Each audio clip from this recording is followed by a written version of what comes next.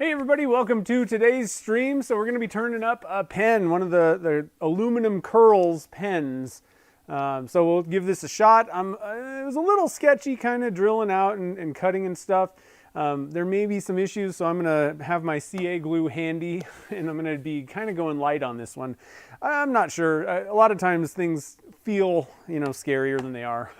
And we had no problems turning the other one. So anyway, it should be pretty fun. I'm a little bit bummed though. This stream was supposed to be testing out new camera equipment and it didn't work. I couldn't get it set up. So that's why things were a little bit kind of late getting everything set up on the screens. But either way, it'll be fun to turn this pen. I got one more piece of equipment on the way. So sometime, whenever that comes, this is like the worst time in the world to be trying to order things and get it in like 2 days. But we'll see when that connector thing comes, and we'll try a different camera out. I actually reviewed the last stream and this camera looks pretty good actually on the lathe. So I'm actually a little bit more worried about the casting area. So I'm going to be doing some research and reviewing things and trying some different cameras out. I actually have another camera coming too. So be looking for that. Some of the streams kind of going forward, some of these tests, I don't really have a lot of stuff that I need to do, like make or anything like that. So we may just kind of mess around and try some different stuff and maybe kind of a more of testing for the next couple of weeks rather than like a real full live stream. But either way, it should be kind of fun. So hopefully you guys will enjoy that. Yeah, it's not very crowded because I didn't post anything. Like I posted on Instagram, but I didn't get the stream set up. I did that like 2 seconds before I started. So people probably start filing in once they get the notifications. But either way, like I said, it's kind of disappointing anyway because I had a purpose that wasn't necessarily turning this pen and it totally fell apart in my face. But it's going to be fun to turn this pen. I can't wait to see how this turns out. So, and I'm actually, one other thing that I want to do, I got messaged by somebody who had some issues with TBC bushings. So before we even get going, what I want to do is just kind of quickly just explain a couple things, because one of the problems that we have with the live streams is I'm always at this point. The blank is cut, the blank is trued up, drilled out, tubes are in there. So I'm just going to kind of walk you through what I do. I'm not going to like show you guys, but I just want to kind of explain a couple things because there was kind of a weird setup going on with this person's pen blanks that I want to make sure that he's got the right information, he's doing things correctly. So let me switch to, real quick, let me just kind of set up a camera over here. I just thought about doing this right now, so bear with me just real quick. And like I said, there's people that will be filing in as we go. Let me just get a couple things out here. And kind of that way I can kind of give you guys some examples and hopefully it'll help out. I want to make sure that we got good information and people know what's going on with the steps before I get to this point. So let me switch to this view. All right, so when I'm going to be turning a pen, so I have here's the other blanks, and I decided to go with the red one today. I seriously hemmed and hawed about which blank. We have the purple, we had the red, and then the teal. So we're doing the red one today. I decided I kind of like the red for some reason. So anyway, so what I did to start out here, right, is I had my blank, and then I picked my kit. And so the kit that we're going to be doing today is the Junior George.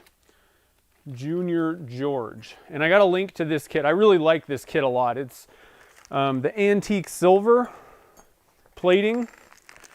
So Junior George, I got a link to it. You can get them at Turner's Warehouse. I'm going to go for a fountain pen today.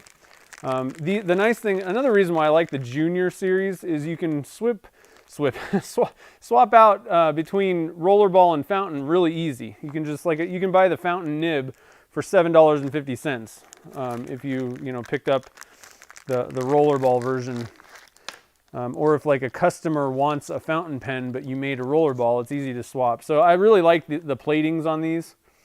One of the nice things is some pens that are really shiny, you hold them and they get kind of fingerprinty and all that kind of stuff. And these the like brush, what do they call this? Antique silver, but it's kind of like that brushed stuff. Both the brass and the silver one, it doesn't pick up fingerprints. It's like more dull. So anyway, just some random side notes about nothing. This has nothing to do with anything. So anyway, here's the tubes that came in that kit. I ended up going with black ones just to make sure there was no issues with tubes showing through when we got done. But so you're gonna mark out on your blank, and I kind of looked at this thing and I was like, okay, well, I think this might look good for the cap. So you get that all kind of ready. And I cut off, squared up this side on the table saw, and then, cut a little bit over. You want to cut each blank, a little bit oversized. So I got my blanks cut. Then the next step is you need to drill it out. And I did this on the lathe, and I'll show you my setup on how I do this. You can do it with a drill press, whichever way works. Then I went over to the lathe, and let me swap some stuff out here. Like I said, I just kind of thought about doing this just now, so not exactly all set up and everything. But however you can hold it, I have this, this is the Barracuda chuck, and it has these step jaws.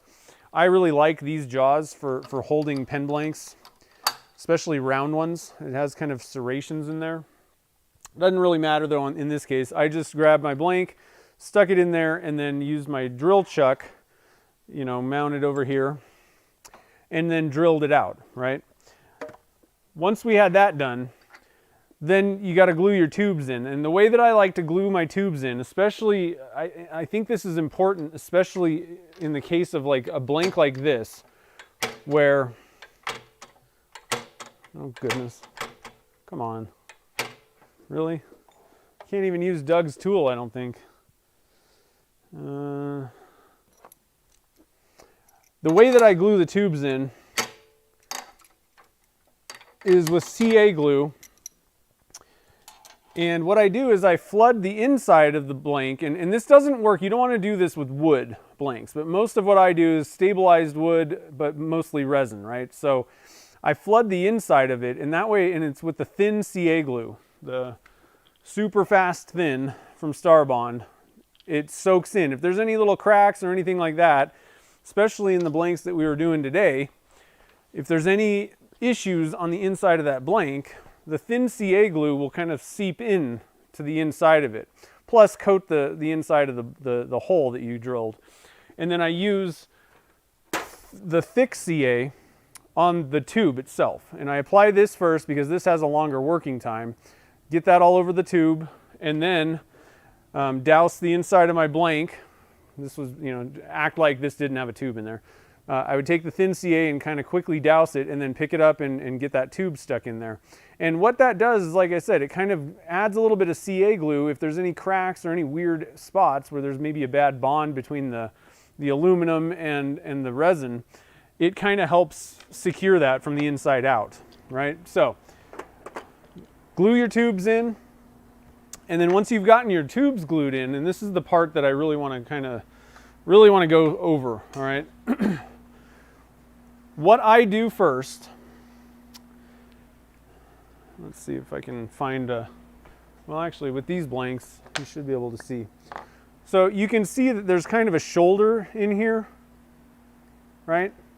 So what I did was, and this isn't the right size, but I used my barrel trimmer. But what I do first is I'm going to try and bring down as much material as possible, as close to that tube as I can, using the disc sander. All right. So I have my disc sander over there. Let me get kind of a slightly different angle. And I have a fence set up. I don't trust this to be dead on perpendicular. All right. I do, measure it and all that kind of stuff, but I don't trust disc sanders to be extremely square. I find that the barrel trimmers are much more square, but what I use this for is just rough sanding, so I can get the material down so close that there's only like a 1/16 inch that I'm taking off with the barrel trimmer. I think that's one of the keys to getting good results with a barrel trimmer. And all I do is I use my drill, my hand drill. Let me go get it. I don't even use a drill press with this.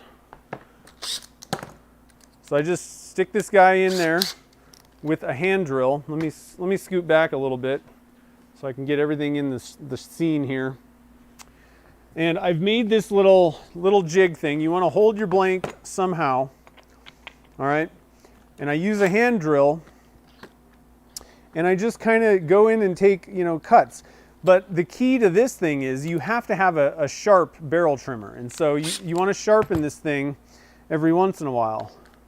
And I do it pretty often, like every couple times that I set up a pen.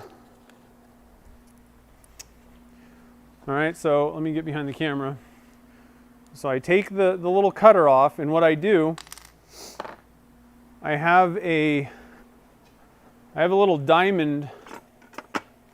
There's a couple different ways to do this. At this point, I just usually do it by hand. I wish there was a much better way with like a jig and all that kind of stuff that would make this a little bit easier, but I just use my hand. I have this is a DMT file, diamond stone. This is fine and coarse, so I'll usually, if it's been a little while and I need to, flatten the thing, I just hold it in my hand, make sure that it's lined up right. I'm not like cockeyed or anything like that, and then just take a few passes. All right. And I like to mark which one I started with on the side. Let's see, see, I got a mark. So I'll start with that one, and I'll just do this. And I actually like to put a little bit of a chamfer backwards, not just 90 degrees. I just try and get the tip, this leading edge. That's all that I'm really filing. All right, and then I just go around.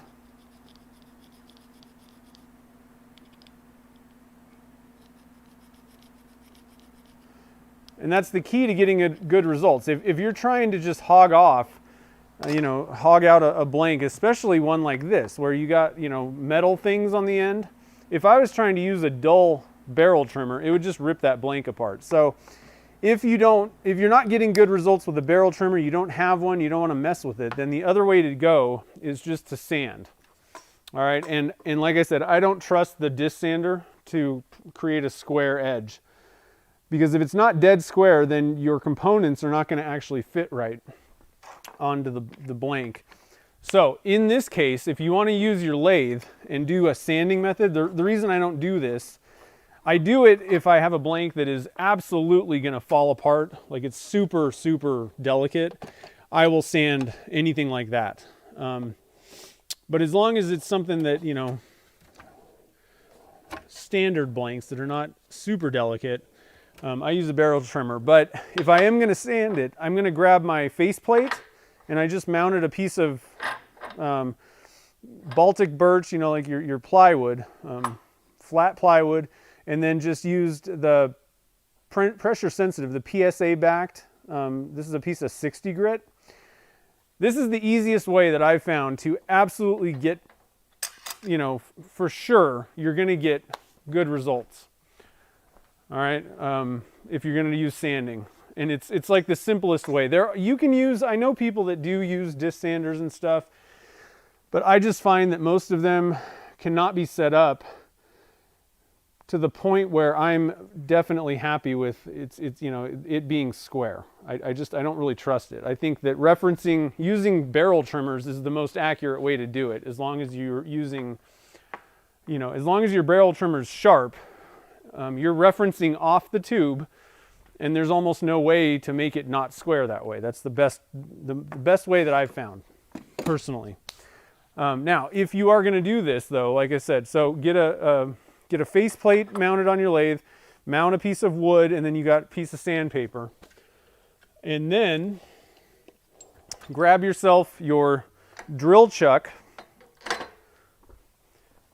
and if you don't have a set of these already, head to Harbor Freight or Amazon and get these punches. And they have all kinds of different sizes, right? What you want to do is find a punch that fits your tube pretty closely. That one's pretty good. Let's see if I can get a little bit closer. That one's too big, so looks like this is the right one. I did it on the first try. And then you're just going to mount this punch in your drill chuck. Let me make sure that I'm on camera here. Oops, wrong way. Open it up.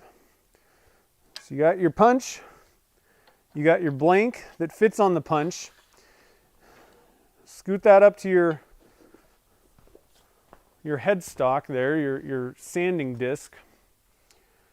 And at this point, you are guaranteed that this is about as perpendicular as you're possibly going to get. The only drawback to this method is the center of the rotation is moving kind of slow. So you're going to have to kind of speed up the lathe a little bit.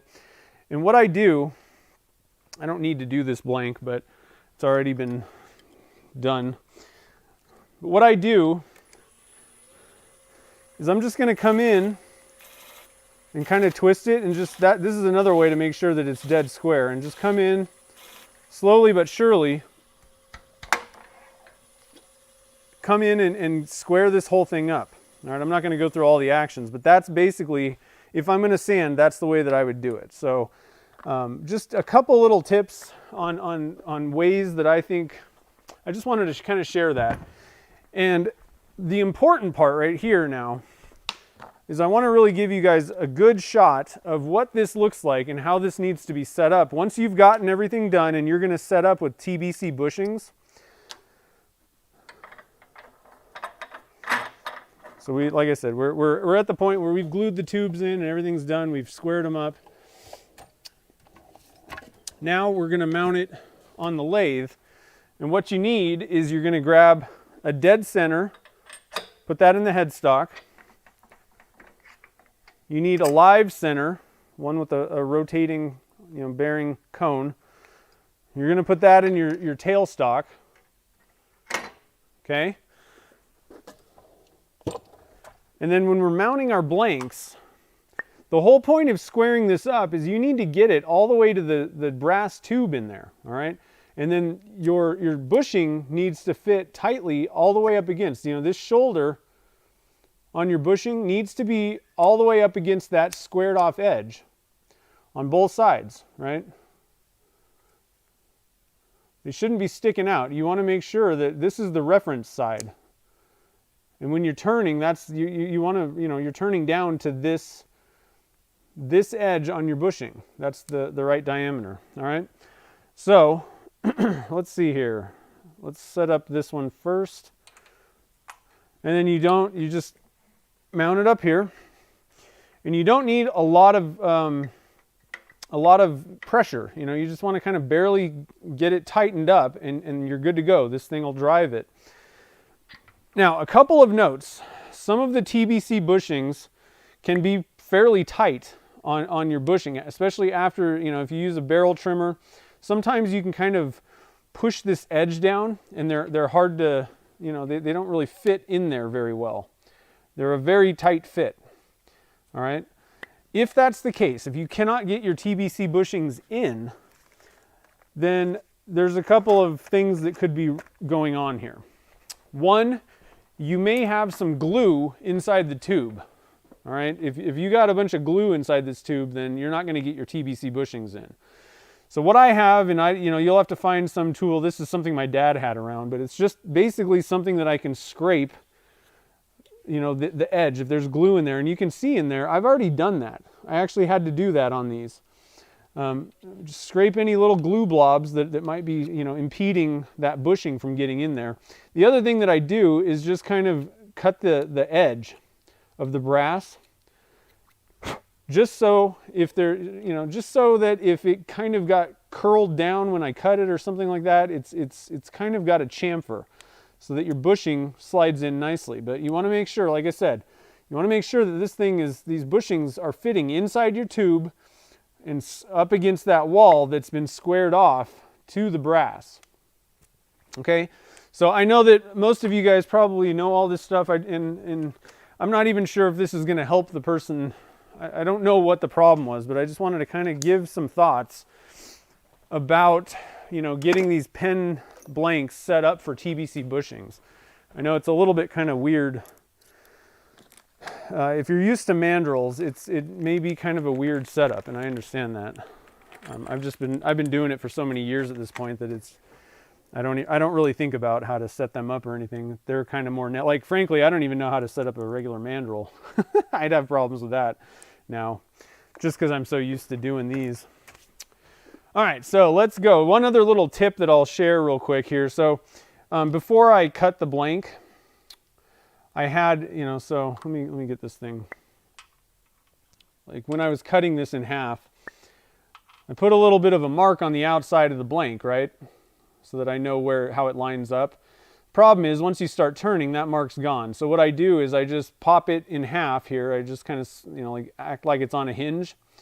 I grab a Sharpie and then I mark on the inside of the tube, put a couple marks there so that I can line it up when we're assembling this thing later.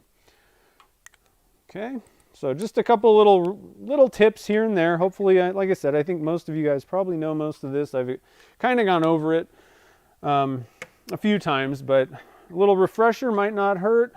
Hopefully I mentioned something that might help you, with setting up, getting things, prepped for your pen blanks.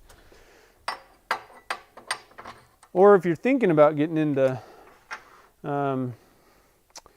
TBC stuff, hopefully that kind of helped you understand how things kind of work with it. Let's get this set up right, somewhere around there maybe. Okay, so let me stop and I'm going to look and see if there's any questions because I wasn't paying attention to any of this stuff here. All right.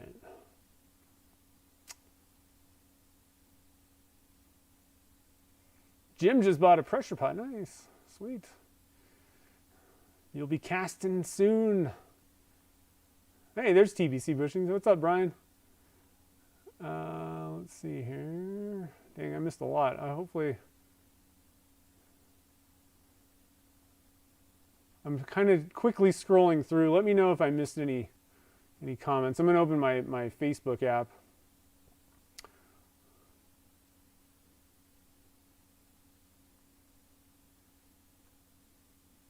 Mike just turned a 50 caliber pen. Sweet. That's awesome.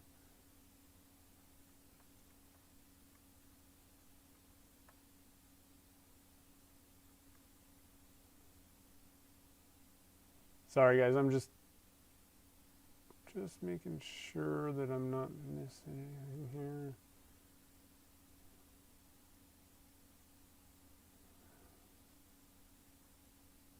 Yeah, a reamer would be nice too. I haven't done that. Yeah, chainsaw file, like whatever you have, as long as you can get it in there, it's kind of sharp and it'll scrape that stuff off. You'll be good. Yeah, what Doug said, like you kind of roll the tube over. If you, especially if you're using a drill press and you kind of press hard at the end, it can kind of roll that edge over and make it kind of hard for the TBC bushings. I find, and actually, this is another reason why I like TBC bushings. When I switched to them, and especially Brian's, so tbcbushings.com, his are high tolerance. Like they fit in those tubes perfectly, right? So if there's anything impeding that, if there's a little bit of glue, it's not going in, so you got to clean it out. But what I've found is the original, like the normal bushings, like those things are just sloppy in there. They'll fit no matter what, which tells me that the tolerances are terrible. So that's why I kind of like using the TBC bushings a lot. tbcbushings.com. Yeah, hopefully that'll kind of help out, Super Incognito. All right. Eric used, the Sharpie. Okay, so sorry about that, guys. I just wanted to make sure there wasn't I didn't miss any questions that you guys might have thrown in there. So apologize for kind of a little bit of a late start. Let me get my phone open. I'm anxious to see how this thing, how this turns up. There was a couple of issues, like I said, there could be some bonding issues here and there, maybe. So I'm going to kind of take it easy, but I think we'll be okay. What do I got to do here? Open up the YouTube. And no, I want to go to my channel. Yep. Okay. Mute. Okay, so. Yeah, it sounds like, so I think I'm about done with my Christmas shop. I have one more thing that I might get Christmas shopping wise, but I think for the most part, Now the only thing is I got to do all the wrapping, which is fun. I'll tell you what, Christmas wrapping in the workshop is a fabulous way to go because you have all these tools that you can use and makes things kind of go, it's a lot easier than at home. I'll tell you that. Especially we live in a tiny apartment, so we don't even have room to move around really. Okay, so let's see here. Jamie Page, thanks for the super chat. Thanks for joining the fun too. Yeah, Brian does make the best bushings. Definitely like them the best. Let's see, what am I doing here? All right, so I'm gonna grab the mini finisher tool. This is what I really like this tool. This is probably one of my, if you need one tool, I think the Easy Wood Tools mini finisher is really the way to go because it can do so many different things. I would say that the number one hollower, but the problem is it's got a really long handle, so sometimes for like pens and stuff, I don't know that I'd really recommend that. But for everything else, the number one hollower is probably the most widely useful tool. So what are you up to, Jamie? Oh, nice. That's awesome, Kevin. I am so glad to hear that. UPS, yeah, a box of packing tape. It's true. It's very true.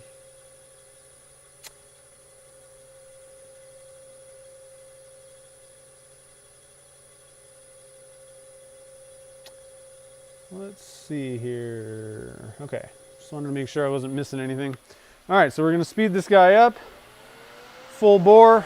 Let's get this thing out of my way. And you guys got a good view? Yep. Okay.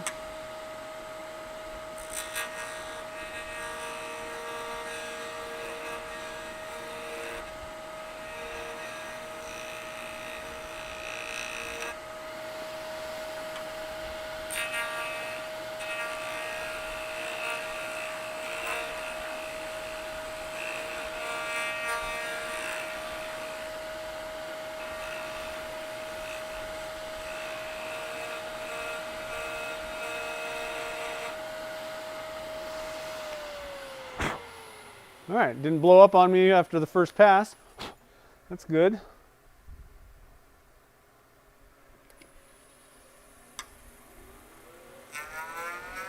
You know, one little tip for something like this, if you're a little bit worried about your, a pen blank coming apart or something, when it's square, if you think about it, you're really putting a lot of pressure. Like every time you're cutting, it's slapping that cutter, right? Which is going to put some force on your blank. So one thing that you can do is just take this over to if you have like a disc sander or belt sander or something like that, and just knock the corners down before you even put it on the lathe. Get those corners out, or you could just run it through the bandsaw and lop those corners off. Tilt your table 45 degrees. But that will kind of help you because it just that initial the kind of slapping of it. I don't think the blank likes that so much. I know that when I first start out with blanks, especially like larger, like the 1.5 inch ones, if it's square, I mean, you can you see like chips come off sometimes. And so obviously if you got other stuff that's maybe not bonded that amazingly to your resin, I think that you're putting more pressure on. So if you can start it round, then I think that you're kind of setting yourself up for success a little bit more right off the bat. And that also kind of, if you can get away with just casting your blank in a pipe, if it works, then you don't even have to mess with anything.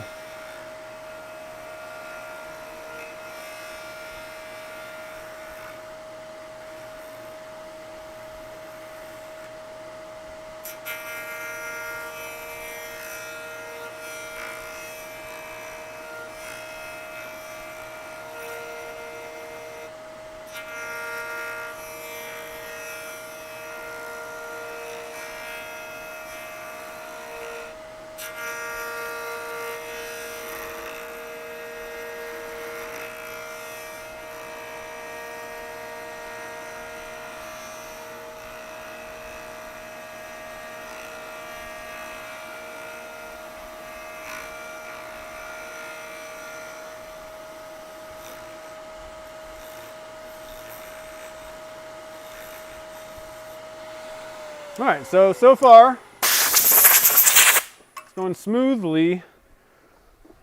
Look at that, that's pretty cool with those kind of diagonal.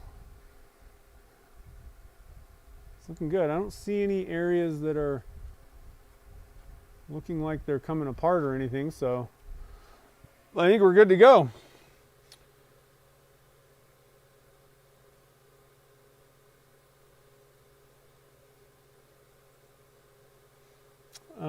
Let's see. Plodding on, putting weekly videos out. Nice. Yeah, I bet that your new the new setup in the shop is pretty sweet, Jamie.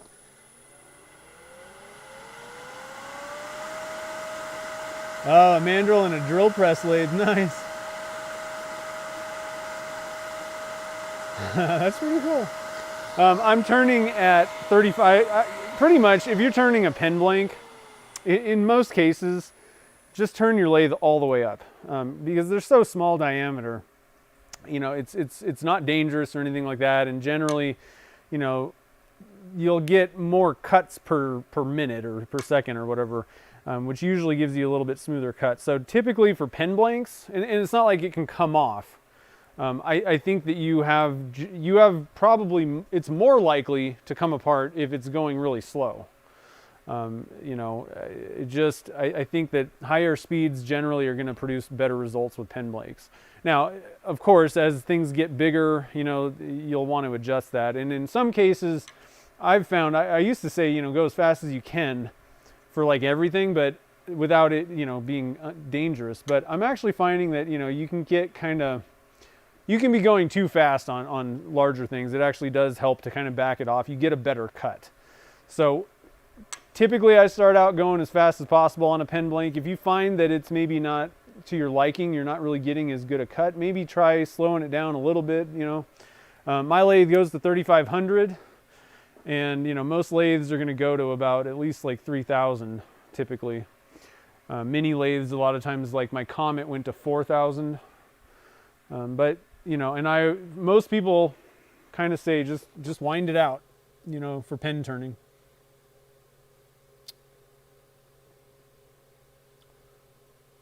Always walk around with the blank in your pocket for a bit. Nice.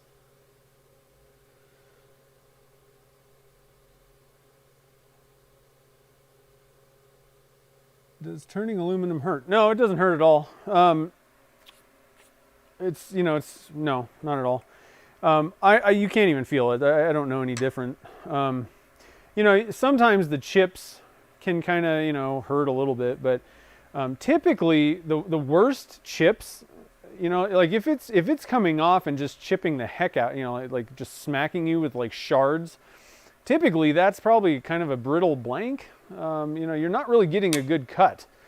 And that's more typical when it's square as well, you know. So once it's round, you should be getting shavings. You know, this doesn't hurt at all. Like the shavings, and I do have a fan kind of blowing the shavings, but they're just little wisps coming off, you know. That's what, if you're turning like Alumilite and most of your epoxies, it should be coming off in ribbons with pretty much just about any kind of cutter. Definitely the negative rate cutters are going to do that. If it's coming off in chunks and hurts, then, like I said, and the blank's round, then there's something wrong. Something needs to, you might not be, you know, hitting the blank. The tool may not be cutting at the right point. You want to be right in the middle is where you're, you know, no matter what kind of tool you're using, you really want to be, the cutting edge wants to be at the center line of your blank. That's the farthest out. When it's rolling down around, that's the furthest extent. So what can happen if you're too high, then the material is turning into your cutter, and that's why you get catches. You know, and if you're too low, it's usually not as big a deal on the out, you know, on a spindle like this. But you're probably not going to get the best cut. The best cut is going to come when your tool is hitting it right at that center line. Okay? And definitely with carbide tools, you know, you don't want to be angling up like this. You want to come in, you know, the EasyWood tools, they're meant to cut, and even the negative rakes, they're meant to cut, holding the tool totally, you know, level, and then coming in right at the middle line. All right, so hopefully that might help a little bit. But like I said, even if you're using, you know, like if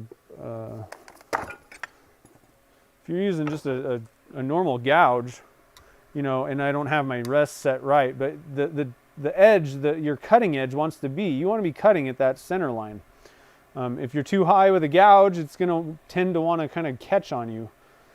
All right, and if you're too low, you're probably not getting a very good cut.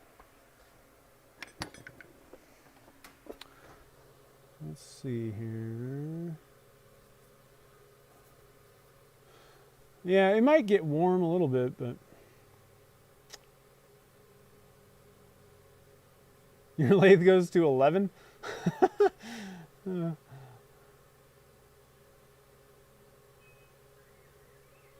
What was that?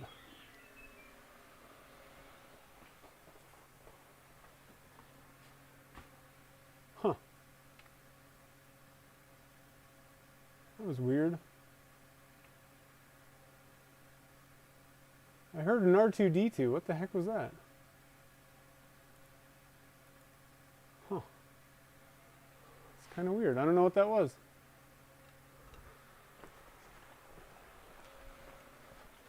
Anyway.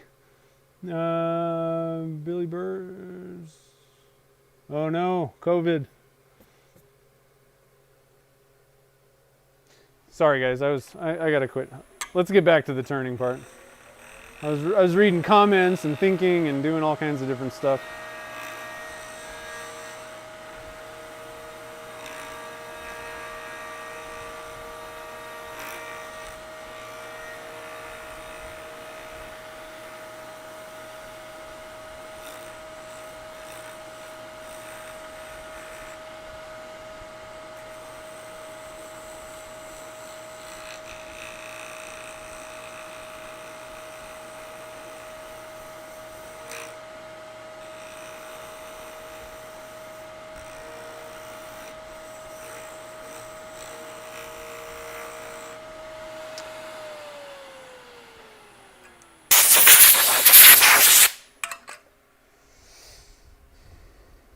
Still going smooth. Nice. Another little trick, you guys know my love of CA glue, the pen turner's duct tape. If you think that you might have kind of a difficult blank, you know, where you got materials that are, I don't know, not the best bond with resin, then not a bad idea to stop every once in a while and just douse it with thin CA. Again, my go-to is always the Starbond Super Fast Thin. This stuff will seep into cracks and stuff, and so just let it soak in, let it dry on its own, and that will kind of help you get through things a little bit better if they might be difficult.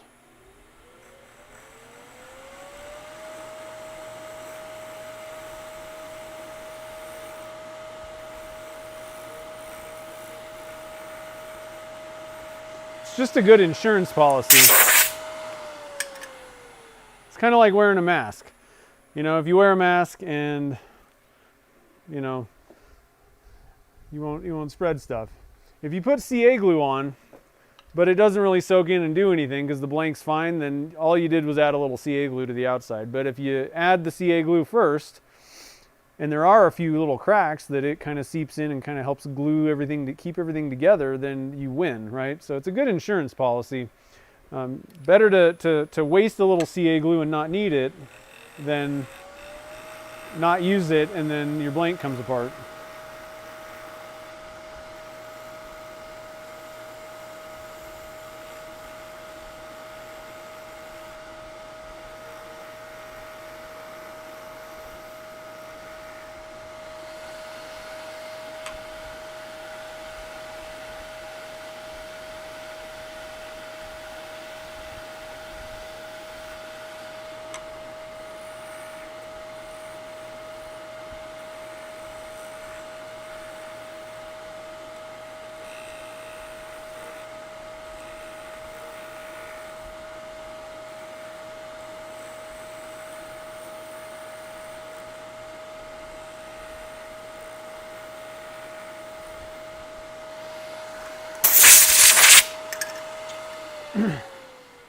Now, a lot of times, once you've gotten the blank down to, you know, like it's very thin material, that's usually when problems occur.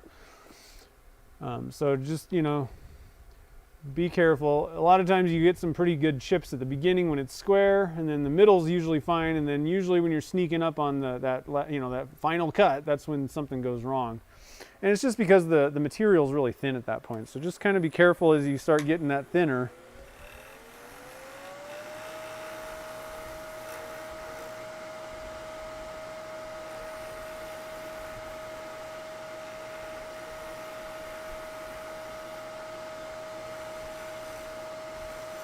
One thing I will say about this aluminum is you can definitely tell when the cutter gets into that, because it's a slightly different density, hardness than the resin, and so it kind of, you know, sometimes it's nice to just kind of, you know, take some of that metal out first, and then, you know, you're like, it just, you're moving smooth, and then it just kind of, you can definitely feel a difference when you get to that metal. And it may kind of make, you know, you're making a nice smooth pass, and it may make it kind of move quicker or just kind of stutter a little bit. So just be kind of aware of that if you're turning. Hey, Dave made it. What's up, man? Thanks for the super chat. I appreciate it.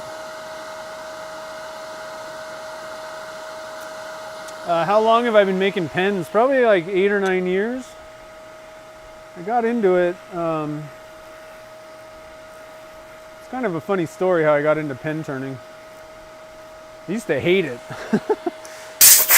I used to be just like a furniture maker, just a, you know, kind of just your traditional like woodworker, and but I wanted to take a turning class to learn how to turn, you know, like table legs and knobs, and just be able to kind of make some of these things that I had, you know, typically bought. And so I took a class up in Reno. There's like a kind of a local woodcraft type of store. You know, it's not a woodcraft, but you know, it's just a woodworking store owned by local people in Reno, and they had classes and all that. And so you couldn't take like wood turning 101. You had to take pen turning. That was the 101 turning class. And I was just like, I don't want to make pens. And so begrudgingly, I went up there. Actually, it was kind of cool. I for Father's Day, my dad and I took this turning class, and it was fun and all, but I just wanted to get the basics down so I wouldn't, you know, hurt myself if I got a lathe.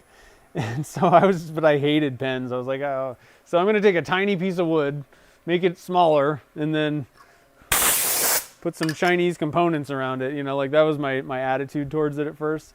But what changed it was when I got into resin casting. Then I was kind of making the whole thing, and so I started really getting into it. So obviously now I love pen turning. But man, was I against it in the beginning, because I was a custom furniture builder. I don't have time for pens. It's really funny how the like different types of, you know, people that kind of identify with certain types of making, you know, like how they feel about stuff. Because I know there's a lot of people that are like, you know, they're wood turners. They're like bowl turners. A lot of times you'll get like, there's people that just turn bowls pretty much. And I know when I started, I also joined the local turning club. And let me tell you, that's a bowl turning club. Pen turning, that was almost like a blasphemy. They were really cool people, and I got some help, you know, learning how to turn bowls from them. But it is kind of funny. Now, like, I take more of a maker mentality. It's not about identifying as, I want to be able to do whatever I want to do, you know. Sometimes making furniture is cool, although I don't really have time to do that, but obviously turning is awesome. But you can use all these skills together. And I think the maker movement has kind of somewhat changed a little bit of that attitude about identifying with one type of making.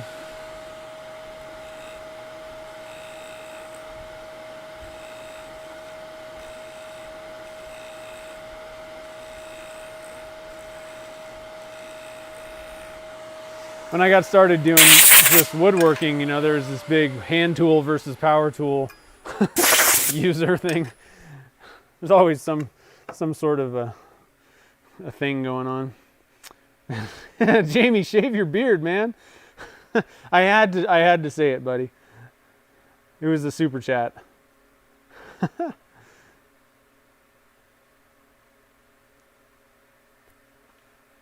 3D printing and CNC engraving, nice, yeah. I got into that a little bit. I had the, I picked up the, what the heck is it called now? Not the Shape Oko, the other one. The X-Carve, I had that, but that thing was kind of, I don't know, you really had to fuss with it. My biggest problem with those, because I have I do some 3D printing.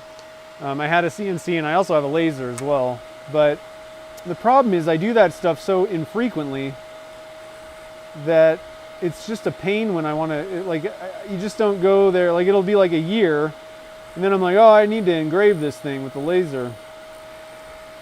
And the process of setting everything up, I don't know what I'm doing by then. I've forgotten what you need to do, you know? And then the other problem that I have is I usually don't want to just go out and find somebody's design. I want to make my own.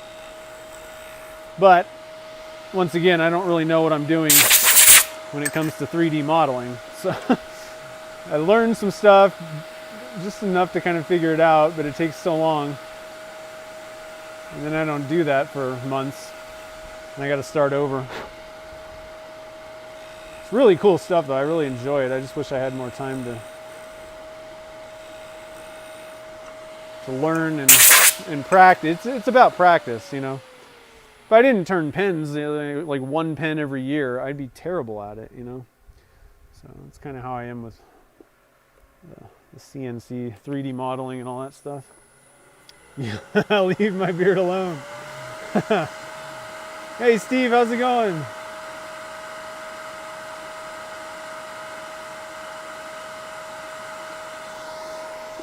Sorry guys, I was making sure I wasn't missing anything in the chat there. So now I'm just trying to, I'm hitting the camera. The camera's kind of in my way. Let me do something about that.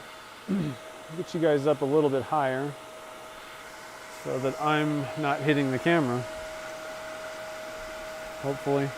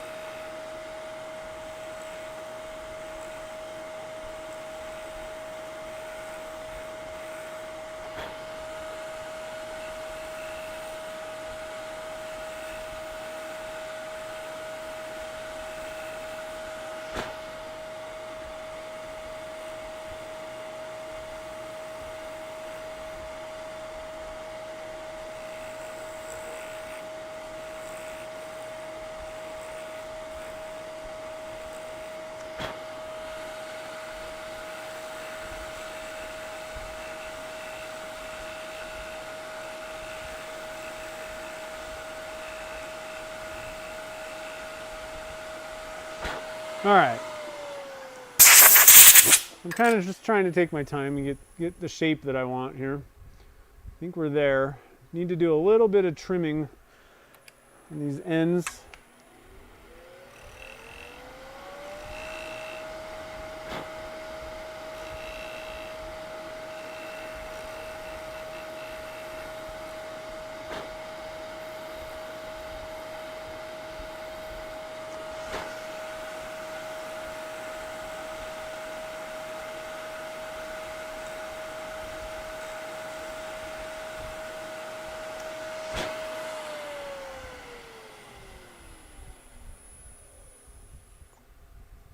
Looking pretty good.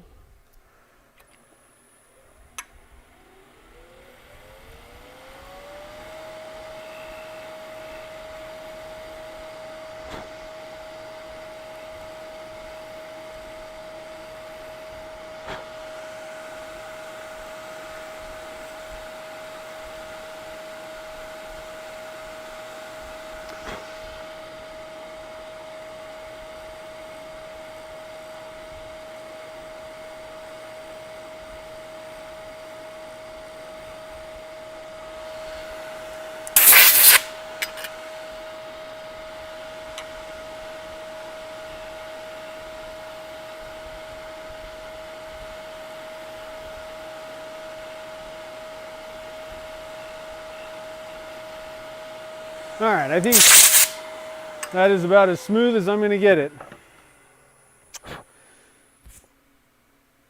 What's my favorite wood to turn? Alumilite. Are you asking me? Outside, if we're talking like real wood, probably like maple. Maple's a good one. Turns pretty nicely.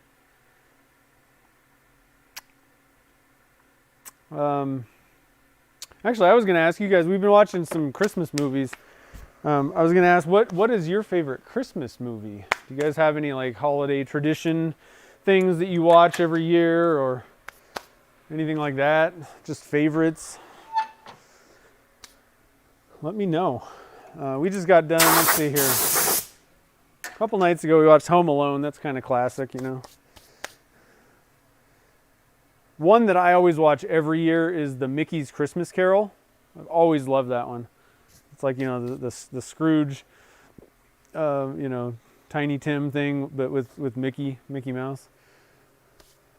That's always one of my favorites every year. All right, so we're going to turn the speed down now to about 300. Do a little bit of sanding. Let's see, we're going to try and start around 240 here. I think I might be able to get away with that. I tried to get this fairly smooth. As you can see, there's a couple tool marks. Can you guys see that? That's what I like to. A lot of times I'll just kind of hit it with some sandpaper, whatever sandpaper. And then you can see the bands there. So those are tool marks that I need to take out. And so if I can't get them out kind of quick, then I'll drop down another, like, you know, I started with 240 and I think I can easily get these out with 240 here. This one's going to take a little bit of time, but I think we'll be good. But if I can't get that out, maybe if it's really bad, I might try and just kind of smooth it with the tool again, get a better cut on it. Or I'll just drop down to the next grit of sandpaper, 180. This was almost good enough. I almost could have started at 400, I think, on this one. Just this one little divot that I got right here.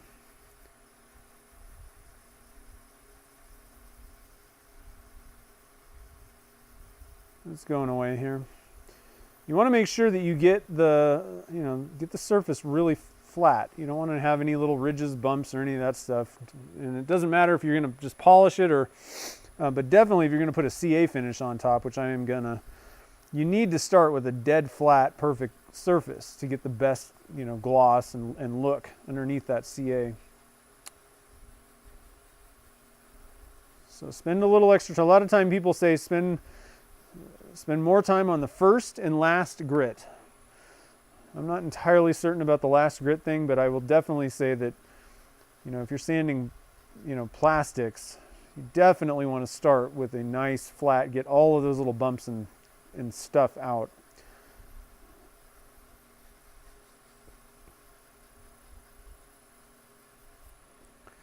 All right, so we'll switch up to the 400 grit now.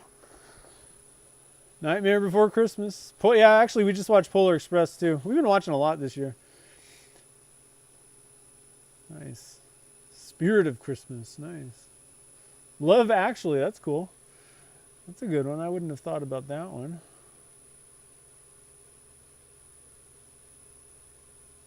Let's see. What else we got here? Watching the Twin Planets. Yeah. We've been trying to... Jim likes, oh, what's going on here? Show it. Huh. It's not letting me show it. Let me see if I can fix it's set up to monitor, automatically monitor some people's comments, certain comments. Huh, it says error. Well, anyway, Jim put Die Hard. Sorry, I don't know why it's not letting me fix it. Christmas Carol, nice. Miracle on 34th, yeah. Santa Claus the movie, nice. Bing Crosby's White Christmas, yeah. Home Alone and the Tim Allen ones, yeah. What was, let's see here. What did Jim put? I don't know what. Oh, there it is. Christmas card. Yeah. Actually, one of the things that I like to do is I like to watch all the Harry Potter movies. There's nothing better than Hogwarts at Christmas time. I'm telling you, if I could go to Hogwarts, I would. I'd give it all up. Become a wizard. All right, so I'm going to take a little bit of denatured alcohol, wipe that off. And then we'll go to the 400 grit here.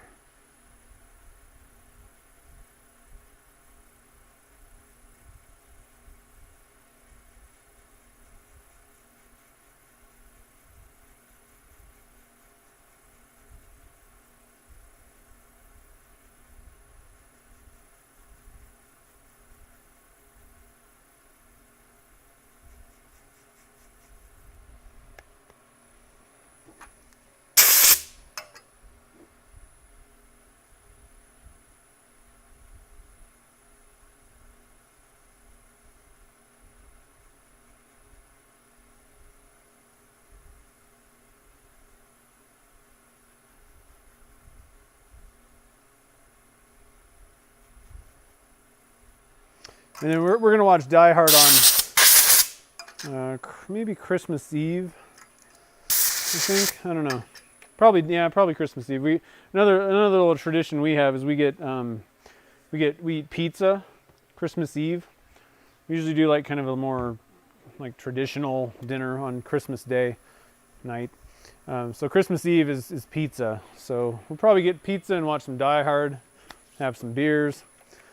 It'll be pretty fun. All right, so that's looking pretty good. I think I'm going to go one more grit. I have a piece of 500 grit Abralon. It's a spongy backed thing. If I can find it. Maybe this one. Yeah, there we go. Blow that off. I'll just do a little bit. I'm just going to, like I said, it's a little bit softer because it's spongy. Maybe take off any deeper scratches. Just do a light bit of 500, and then I'm going to put a CA finish on. So the scratch marks underneath this should go away. If you're really worried, if you want to make sure that there are really no scratch marks that you can see, go up to 1,000 or so, 800 to 1,000 on resin. But I kind of think that 400 is plenty. In most cases, as long as it's a true 400 grit. You didn't like kind of push 400 a little bit deeper than it normally would be. Somewhere between 400 and 1,000, that's all you really need to go to for CA finishes, because the CA glue is going to fill in those scratches underneath. All right, so let me see here.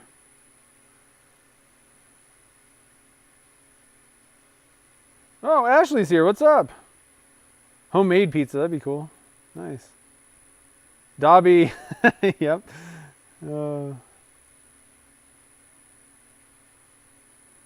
Gryffindor socks. Nice. I have a Gryffindor scarf. The one that's... I really kind of wanted the one that was like bigger squares of gold and garnet, but I got the one that's like in the later years, kind of smaller bands of gold. We got that at the Harry Potter, the Wizarding World in Universal Studios.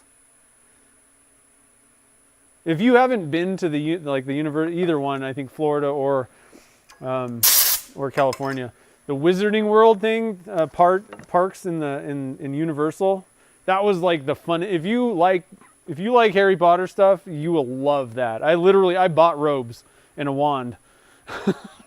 I was walking around with robes on and stuff. It was pretty fun. I'm not really that into costumes either, and it was well worth it. All right, so I'll quit talking here. I'm trying to find my CA glue. So we're going to put on a CA finish here.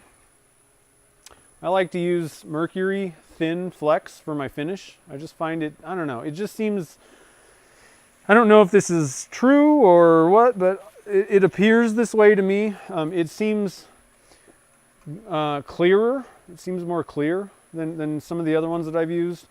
And I like the timing, the working time of this one. So just put a little dab drip on, and just on and off. You don't need to do much more than that. Little bit of pressure, but the key to the CA finish, the game, is you need to get that on as smooth as possible, right? And you're going to put many layers of it on. So each coat that you put on, you want to try and get it on as smooth as possible without a bunch of like ridges, because if you have a bunch of ridges, then you're just going to have to sand all those out.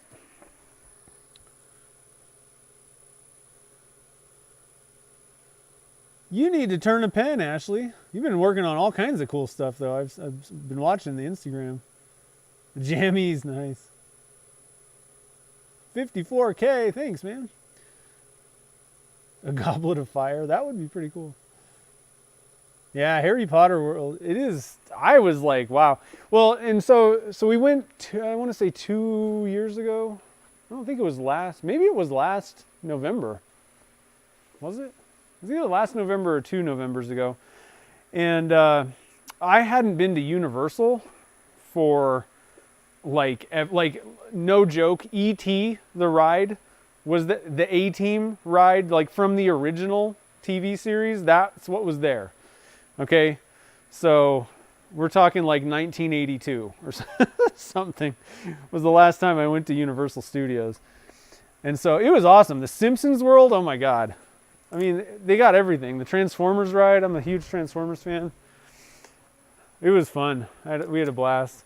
I liked it's funny because like I said, haven't really been around it, but the Fast and Furious ride, I'm trying to think what I think that was the Knight Rider ride, possibly, back in the day. Like that thing's always, I guess it's the Universal Studios tour, but they had like different things.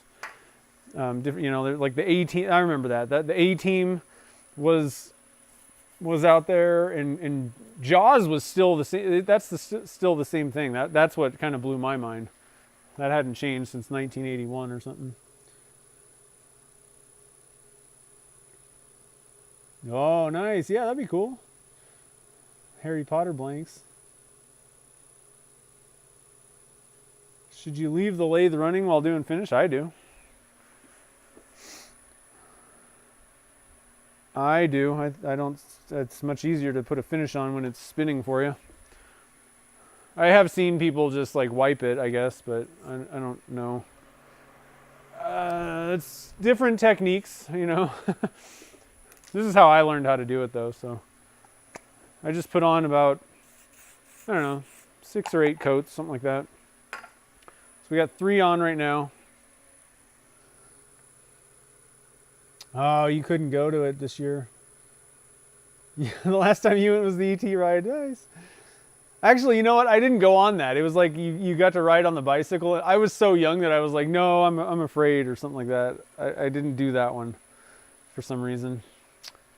I don't know. I was a wuss.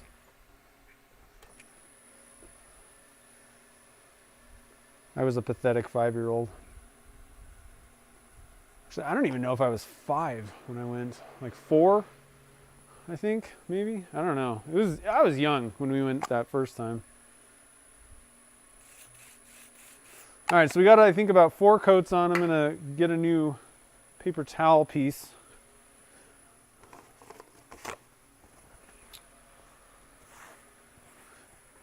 And for anybody that's like hasn't like figured out how to apply a CA finish, I will say that my method works great for me, but it took me trying, like everybody's got their own like way they do it. So you could watch 15 YouTube videos and most likely you're going to see people doing it 15 different ways, like variants.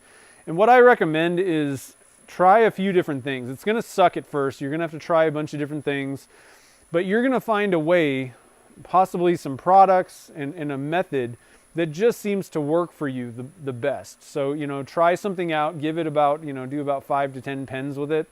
And if it just seems like a complete hassle, then it is. It's not working right for you. Try a slightly different method. Because at this point, I don't consider CA finishes tough at all, but they did present me with lots of problems for, it took me probably about a good year of just messing around with different stuff to really get super comfortable with my CA finishes. So don't feel bad if you're not, if it's not just like coming, the first time you did it, it didn't turn out good. Don't feel bad, because it's not hard, but it also just kind of it takes a little bit of practice. And I think that it's one of those things where you really just need to find the correct method for you, the way you do it. Same thing happened to me when I got into, just woodworking, and I was trying to figure out how to sharpen chisels and plane irons. I mean, I must have tried every system on the planet, and then just kind of went back to whetstones. Water stones were the best way, but I've tried a million different things that didn't seem to work very well for me. Whetstones worked. Pathetic 5-year-old. Yeah. Yeah, drips on the bottom of the blank. Kind of depends on how you're doing it, I think, maybe.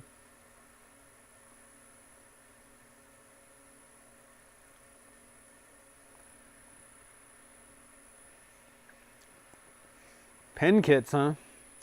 One of my favorites is I like the juniors. Like if you're making like what I consider fancy pens, typically it's going to be a rollerball or fountain 2-piece with a cap, Typically. It's not the case for everything, but I like the junior, the one that we're going to make today, the Junior George, is a really good, it's the kit that I use for the pen that I own. So I like that one. Junior George, I kind of prefer the antique silver in that one. The Junior Aaron is a good one. The Junior Anthony looks good. The Junior Retro, I don't know. I like a lot of juniors personally for that kind of thing. Ooh, Battlestar Galactica, that would be awesome. I wish they had that there. Was it like the original Battlestar Galactica or like the redone one? I kind of like the redone. I'm guessing the redone.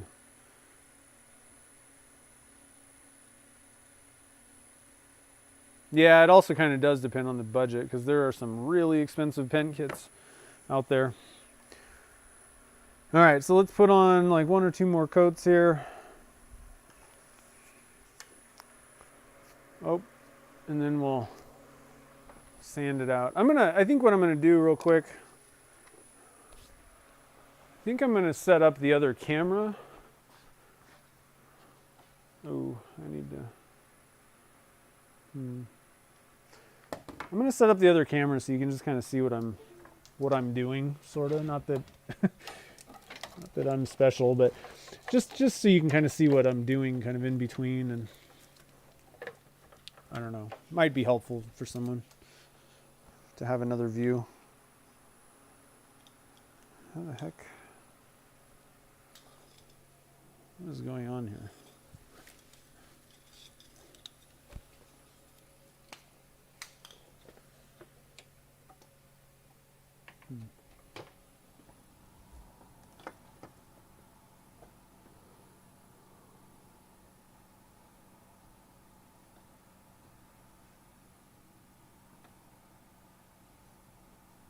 Well, that's not working as easy as I was hoping.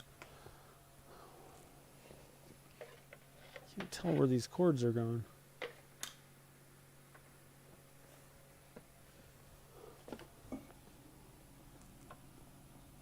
Must be that one.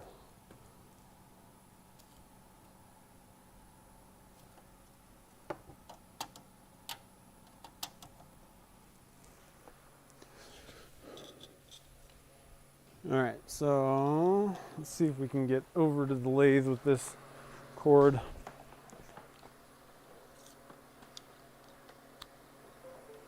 There we go. Kind of sets you up over. I don't know how good this is going to be.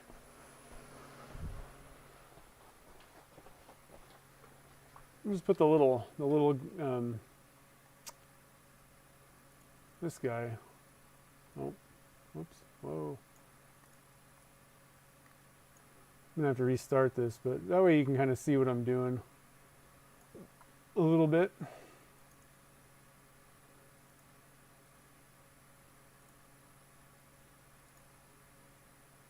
There we go. There I am. We'll see how that works. I don't know. That way at least you can see what I'm doing while while I'm reading comments and all that kind of stuff. Let's see here. Do I always use a CA on Alumilite blanks? No.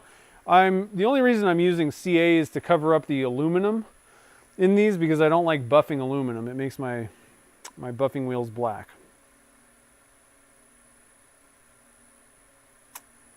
There's really no reason, unless you really want to get like a deeper gloss, slightly deeper gloss. It can make them a little bit glossier, sort of. But I mean, if you polish it correctly, you don't need to put a finish on any of that stuff. Let's see here. Doctor Who ride, that would be awesome. CA is more durable and it's way faster to apply. Lacquer, you'd have to sit there and spray it. You'd have to put on like 10 coats and wait 15 minutes in between before it was ready. It's just not particularly convenient, and it's really not as durable, honestly. CA is by far the best for pens and smaller things like that. I think CA is the best finish that you're going to find. The only other thing that I would say is possibly a little bit maybe more durable is UV. Actually, UV finish, like the Aluma UV. Not bad, but you still have to go through all of the same kind of motions to...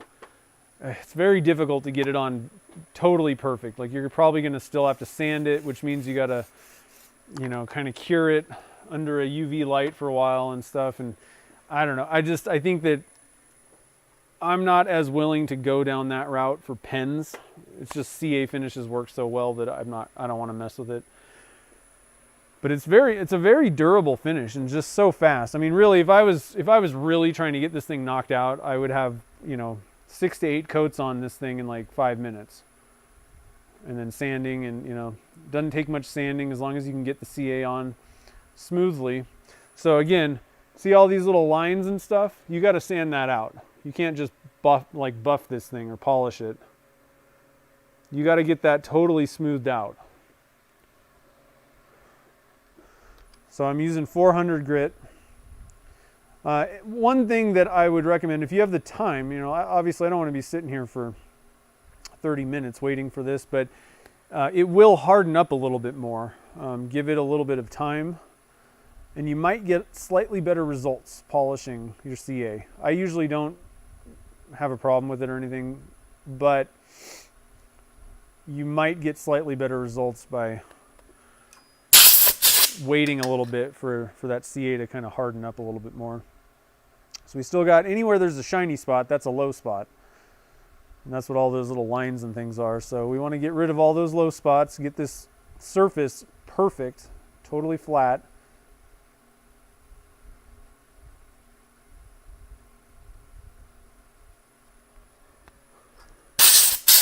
So when it comes to pen turning, I'm very confident that I can give you guys some good ideas and stuff.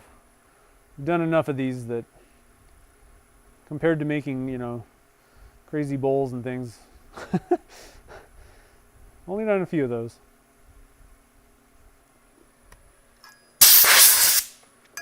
All right, so that is pretty good right there. There's like a couple little tiny spots here and there, like right there.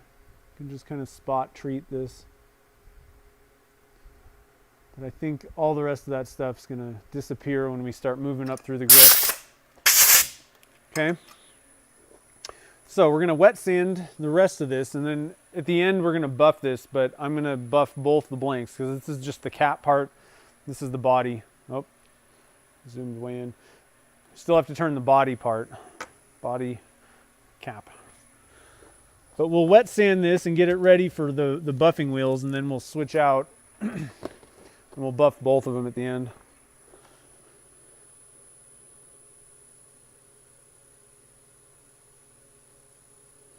Yeah, kitless is pretty cool.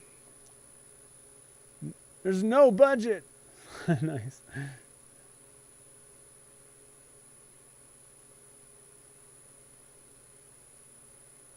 Yeah, the thing that I was spraying was, what do they call this, accelerator.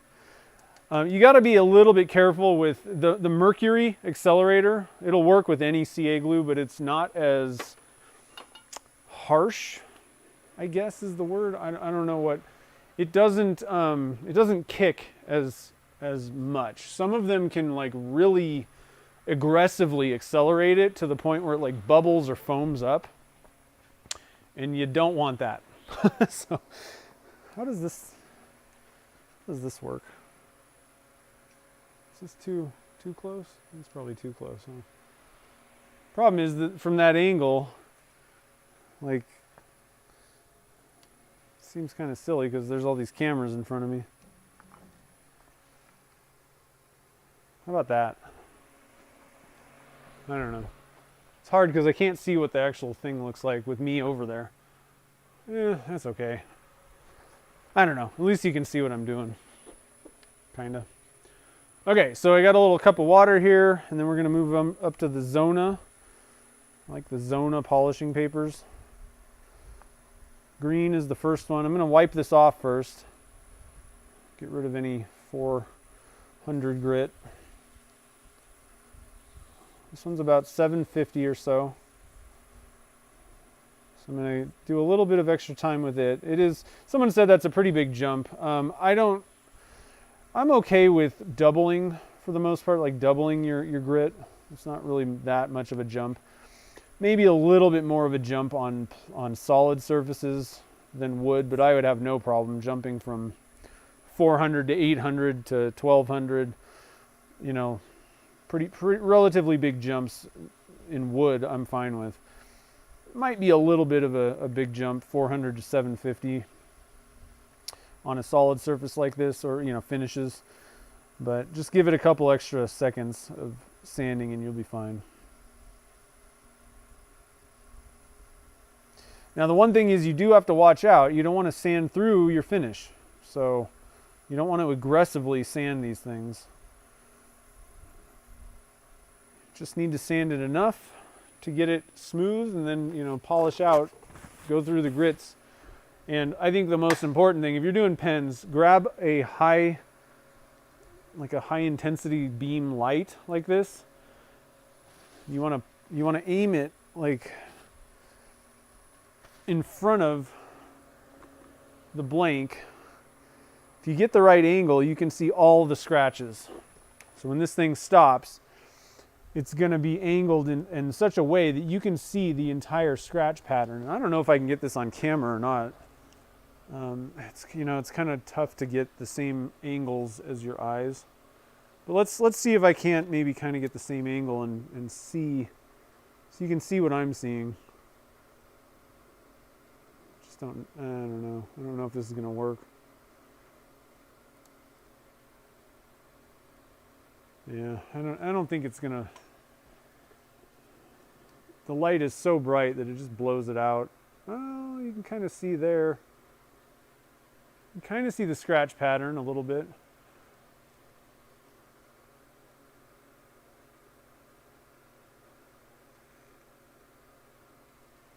It's not too bad.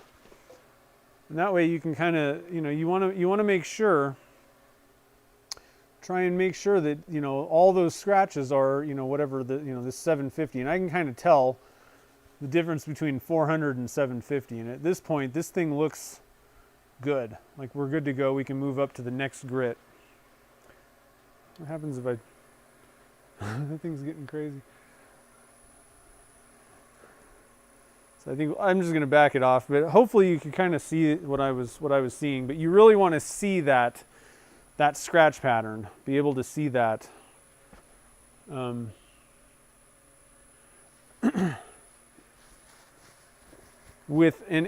really think that rather than having like a panel LED that's just a lot of light spread across a big area, you really want like a spotlight like this thing. I do really like that light. This light was really expensive, but it is a good light to have. It's good for hollowing, and it's really good for this kind of stuff. Very tight beam directed onto the blank. Oh, let's see here. Oh, I'm missing stuff. Yeah, I have yeah, right now I'm using, it's RF, what the heck is it? HF R800. But I don't know yet. I'm not sure. I haven't really been happy with it, but I don't know. I need to really do a little bit of research. I did change some settings, and looking at last stream, I was actually quite happy with the picture at the lathe. It's doing a pretty good job. But when I look at the casting area, and I haven't really done a whole lot of testing with the new settings on this camera. I haven't really been happy with it, and I don't know if it's because of my like the monitor, like the screen that I'm looking at over there. I have dual monitors. They're just kind of cheap, whatever monitors. It might be that, but it seemed like it was really grainy, and I don't like it. So I actually have the Sony A6400. I rented it, and I also just rented the ZV-1 from Sony. And I'm going to try those out and just see if there's any difference. They're supposed to do really well in like low light situations, and I don't know. But yeah, right now that's what I'm using. That's what I've been using like ever since I started streaming. All right, so let me wipe this off a little bit.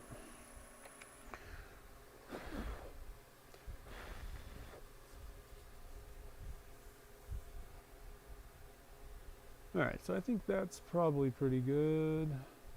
It's looking good. I'm going to call it quits on this one. Now, one thing, so I just, I had the normal bushings. There are different types of bushings you can use. This one's not glued on, but this one is kind of stuck, right? So what I do is I just kind of tap it on something. I usually just use my tailstock here. So this one came out fine. Usually just tapping it a little bit will pop it loose, unless you've like caked on a bunch of CA glue, then you might have some problems with it. But the problem is, so I kind of cracked that off, I just popped it off. There's little things hanging off over the edge of this thing, right? So I like to clean that up so that I don't catch it on something and crack my finish. And if you leave it on there and then try to assemble it, you're definitely going to crack the finish. So what I have is, this is the only good use of a pen mandrel that I know of. I just clean up the edges, let the tube, follow along this path, and then you got a perpendicular square end. It's kind of slippery, so it's kind of hard to. And then that's all nice and squared up. Do the same on the other end. Like I said, you just don't have to worry about it catching or doing anything weird with off-ending material.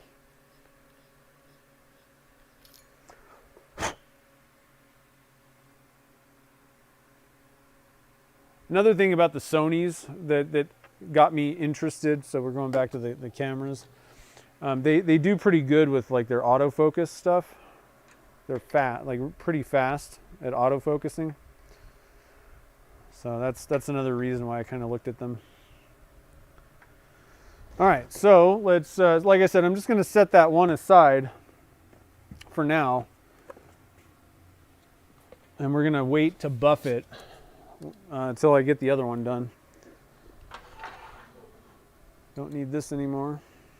Although I will say that I do like turning a lot of, if I wasn't on camera right now, I would probably have this thing shining everywhere so I can see it. It definitely helps to have a good bright light when you're turning. All right, so let me stop real quick. And how do I don't keep the bushings from sticking. I just don't slather on a bunch. Now, if you're using medium and you just slap on a ton of it, or if another thing is, I'm using a paper towel, so it's soaking up some of that CA. Some people use a rubber glove and just kind of spread it out. If you're doing that, you're probably going to glue this thing really bad to the bushings. So you got to watch that.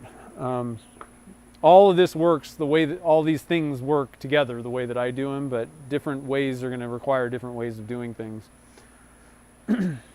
I don't treat the bushings or do anything.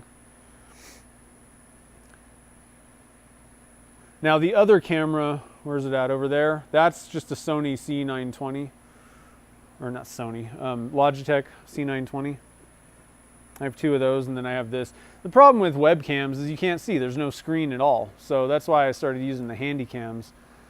And for the most part, I mean, the nice thing is this Canon, the cheap Vixias, I mean, it's a pretty good picture. And they're like only $200. Like, especially you get one of the refurbished ones. Like Canon has them on their website. Go just look for refurbished, and like they're like $200. So it's a good way to go.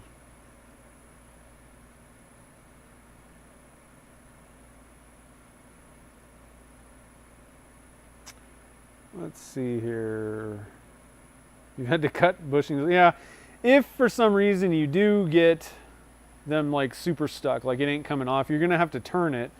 And oh, is the camera not even looking at anything? Oopsies. So you'll just want to grab, you know, if you have the little detailer tool, or if you have a skew, or you know, something.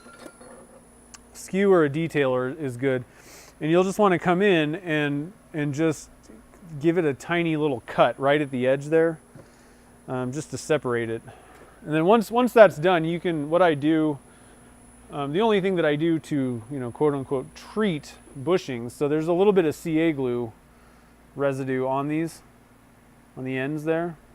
So I have a little thing full of acetone. It's probably dried up at this point. Oh, there's a little bit. But I have a little jar full of acetone. Just dunk it in there for 10 or 15 minutes and you're good to go. CA glue, that's the one thing about CA glue that you need to know about. You don't want to get acetone on your pen with, you know, with finish. Another one is nail polish remover, will dissolve CA. But it's super resilient against everything else on the planet, right? Acetone will dissolve it, but it's a bulletproof finish otherwise.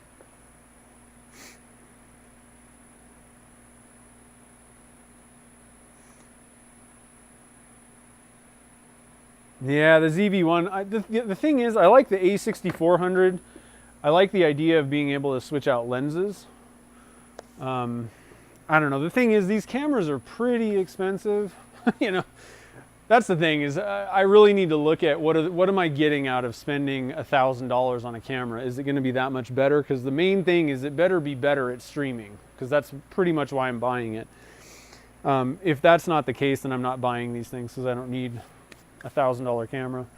However, if the autofocus, if I find that to be a lot better for, you know, during streams and the lighting and all that kind of stuff, then I don't have a problem spending a little bit of money on these things. And like I said, I kind of like the 6400 better than the ZV-1 in general, just because you can, it's a little bit more like a regular DSLR, you know, different, you can get all different lenses, and just seems like it's a little bit more widely useful for different things than the ZV-1. But at the same time, the ZV-1 is a little bit more like a handy cam, because it's just a point and shoot.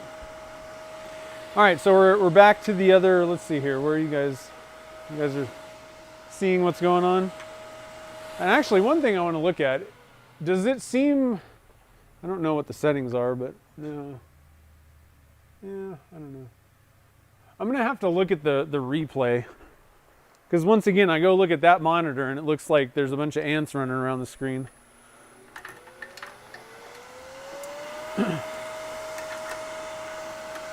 Okay, here we go.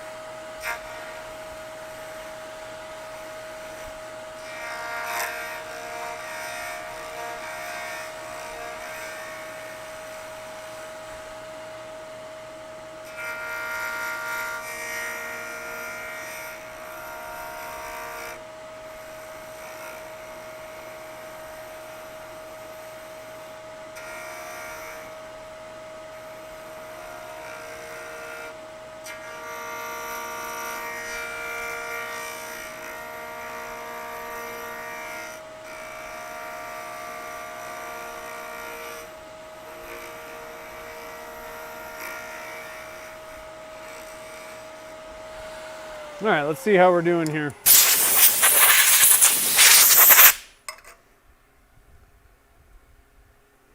I had a glove on, got kind of glued my finger to the blank when I was putting the tubes in. Yeah, this is going to be a pretty cool looking pen, I think. I like this spirally stuff. You have the 6400 too, Kevin? That's cool. Yeah. Out of all the, like, I looked at the 5100, the 6000, 6100, there's like a billion of them. They're all kind of the same. I kind of like the 6400 out of all. It seemed like it had the most features. All right, Christina, have a good night. Klondike's here. What's up? All right. So we're looking good. Let's keep on going here.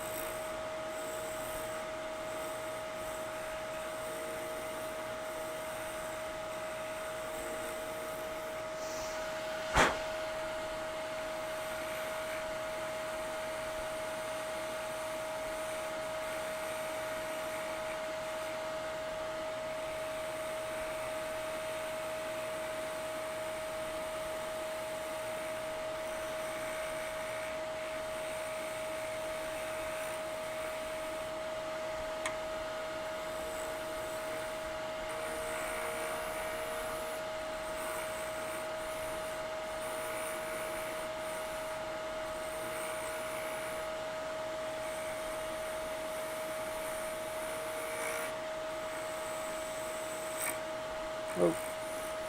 See how I was kind of taking a little bit of a bigger cut with the resin, and then it hit that metal, and it was kind of, like I said, not a big deal, but it just kind of grabs a little bit more a hold of that cutter. So just be aware of that.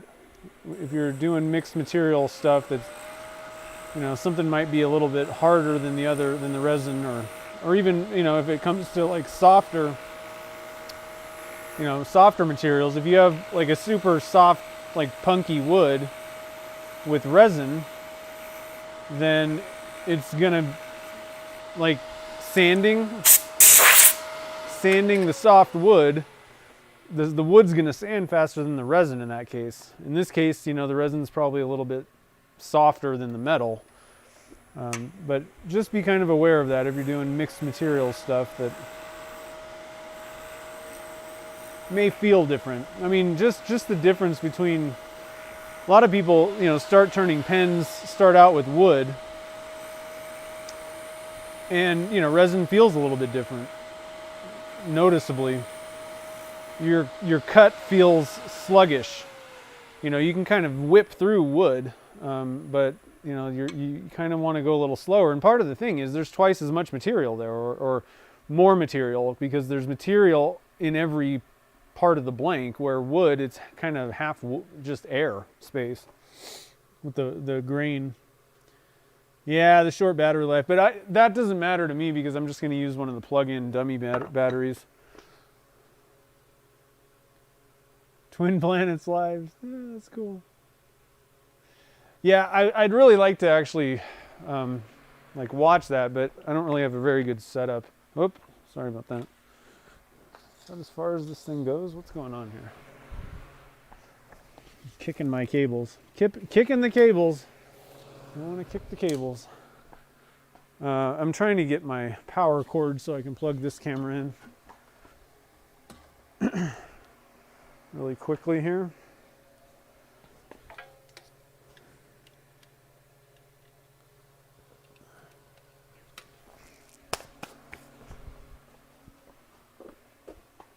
I want to get into astrophotography a little bit, possibly too.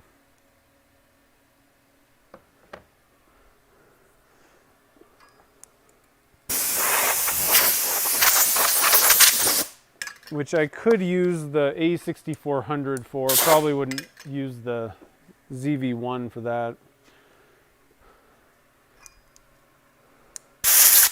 Might be better off with a full frame camera for astrophotography, but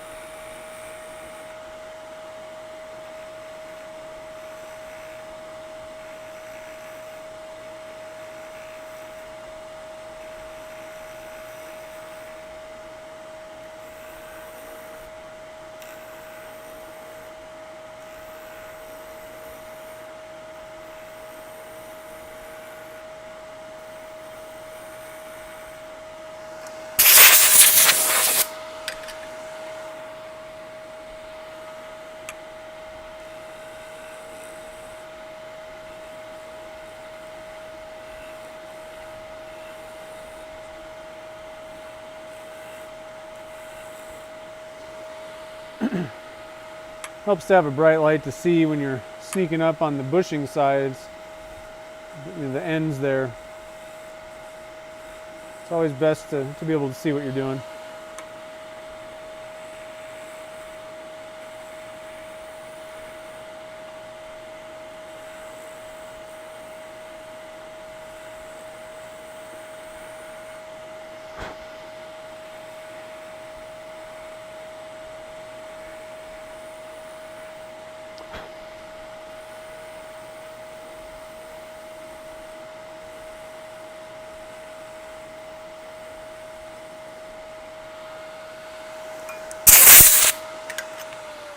All right, so we're getting close to our final shape here. Just almost at the bushing there. This one's definitely a little bit proud. But so far this has held up quite well. I haven't really been going particularly easy on it in any way, on this blank.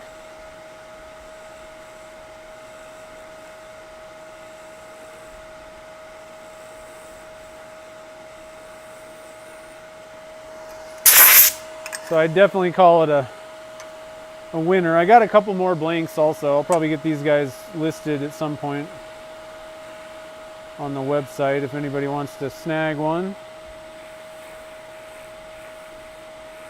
I got a purple one and a teal one.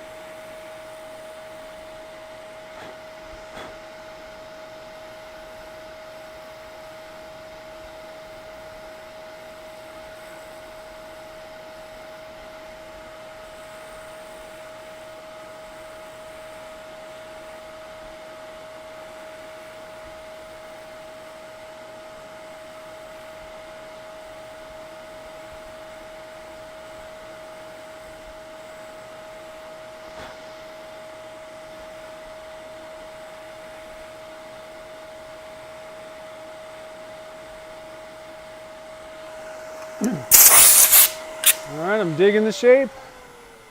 It's looking pretty good. Still got some tool marks and things, and this side, need to kind of clean that up at the bushing. That one too, actually.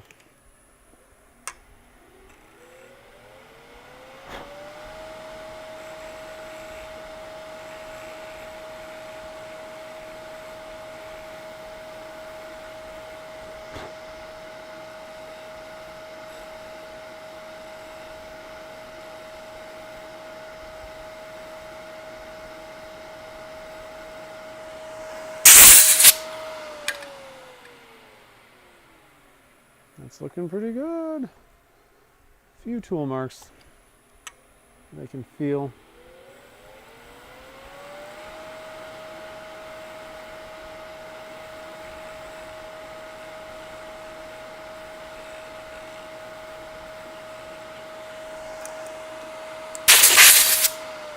All right, so let's see how we did here.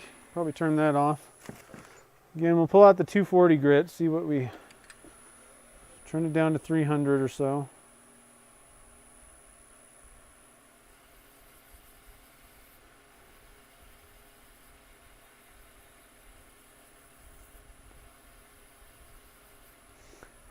So I got some pretty good tool marks going on in the middle of this thing and kind of on the ends. So I'm just going to bring up the tool rest again, speed her back up, and just try to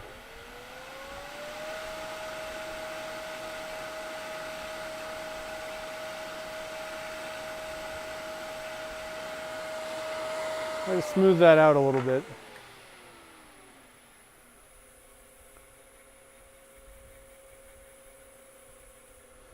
Still got a little bit right in the middle there.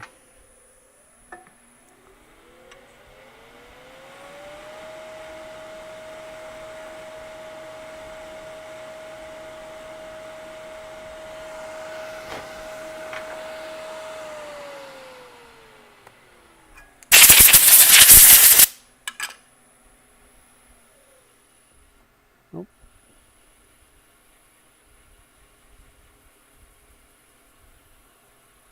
There we go. That's looking better. Can you guys see anything? Kind of far away.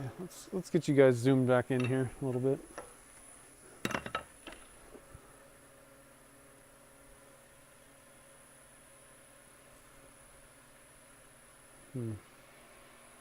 Oh, helps to plug in the plug into your camera so it charges.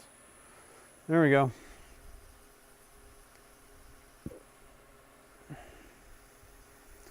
All right, so again, we're starting with 240 grit.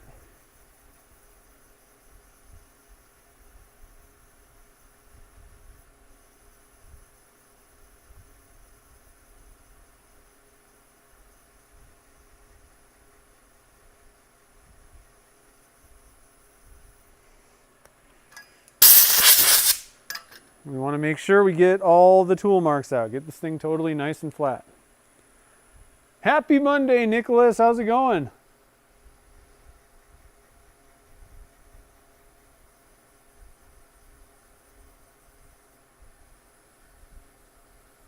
See ya, Ashley. Have a good one. If I don't talk to you, have a Merry Christmas. Happy New Year. All that good stuff.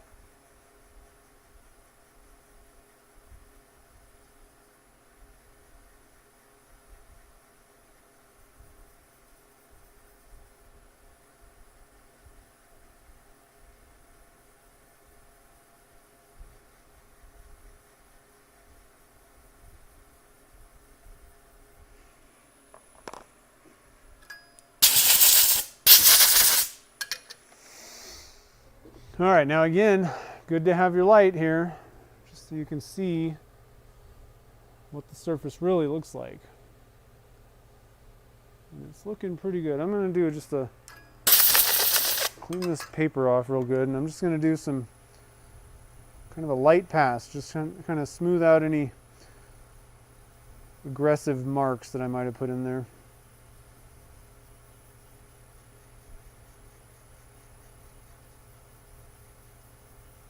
Okay, I'm going to call that good. Wipe it with some denatured alcohol. You could probably just use water or, you know, whatever, but I usually just grab alcohol for some reason. I don't know.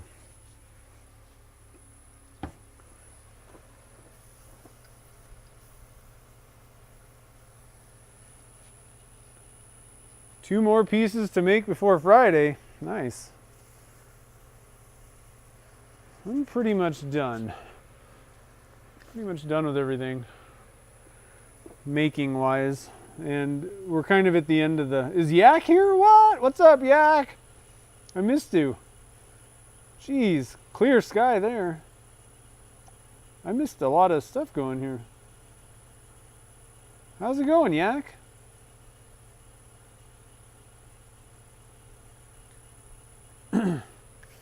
I think they've had a few different strains of COVID for a while now. I think they've known about them. I don't know. I'm not 100% sure. about that, but I do think that that's not really huge news. I don't know. I'm just hoping that the vaccines take care of all the strains. That would be fabulous. Because if not, we're just going to have to throw caution to the wind and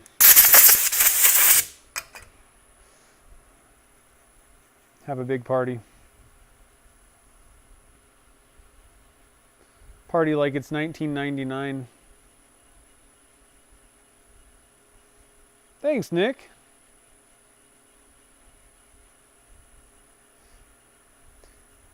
Yeah, somebody, I'm not sure who it was, somebody put a comment in this. They said you should have used I got like kind of a drip sag thing on the finish, which doesn't make sense since I had this thing rotating. And I think what I did, I think what happened was, see how I use this timer, right? And I think that I thought I hit 4 hours, but I think I hit the 30-minute one on accident. I think that might have been what happened. Because it really should have, I don't know how, it shouldn't have gotten a sag, I don't think, in the finish. But other than that, that's the only kind of hiccup that I've had with that system, but it is awesome. And I'm going to be doing a video on how I really glossed over, just barely kind of slapped a couple clips together in that video. But I'm going to do like a full video, showing the parts and all that kind of stuff if anybody wants to try to hook it up on their system. It's kind of very specific to my lathe, somewhat, but I think that it should be able to. It should give people ideas. You know what I mean? And the way that I hook it up, I use that. I actually have threads on my hand wheel that they're there to hook up a vacuum chuck system, and so I'm guessing that there's probably quite a few lathes that have those threads in the spindle or hand wheel. And I'm guessing they're all kind of the same thread. I don't know why they would have a bunch of different ones. So I think it could work if you have that. But if you don't have that set up, you'd have to kind of figure out a slightly different way of doing it. But I don't know. It's always nice to just be able to see, how somebody did it, even if it's not necessarily, you don't have that lathe or whatever. You're gonna have to do it differently, just to get an idea, just for ideas on how you could, hook it up. I was actually kind of surprised at how there really wasn't. I looked around and there wasn't really any videos on YouTube about that. And frankly, I don't even know what I'm gonna put for the title. Like, what do you call it? Hooking a barbecue motor up to your lathe? It's kind of weird. 5 pens in 24 hours. Sweet. Yeah, I think that, I was thinking if you, one of the other things about the Laguna, my lathe, is the hand wheel is kind of weird, actually. Like, I mean, that's kind of a weird hand wheel. Most lathes, like my Comet, and I think, things like the Harbor Freight probably. Oh shoot. What's going on here? They have like a hand wheel that you can kind of, well, number one, you can unscrew this thing and put your own hand wheel on, but you can also, pretty sure you can easily screw things onto this somehow. Well, maybe not. I don't know. But I think that there's different ways that you could make that work. I guess I think I'm thinking of the Galaxy. It had like holes in the hand wheel. But you could kind of make your own hand wheel. A lot of people make their own custom hand wheel, and so I think it wouldn't be that hard to kind of adapt it if you can make your own hand wheel. I don't know. Hopefully it'll help some people, give them some ideas. But I think it's a really cool way to do it in general. Doing, especially on larger pieces, doing the finish with just epoxy is awesome. I really like it. I'm just trying to figure out ways to get it on perfect. That's where the problem is. You get these little dust nibs or things, or but if you can get the finish on perfect and it cures that way, there's no sanding or polishing or doing anything. Like I didn't do anything to that pine cone lamp after that finish was on. And what I found is, like I kind of said in the video, I mean, it's like 98% perfect with a couple little flaws in it. I'm just not willing to spend any more time on it to take out a little dust nib or air pocket thing.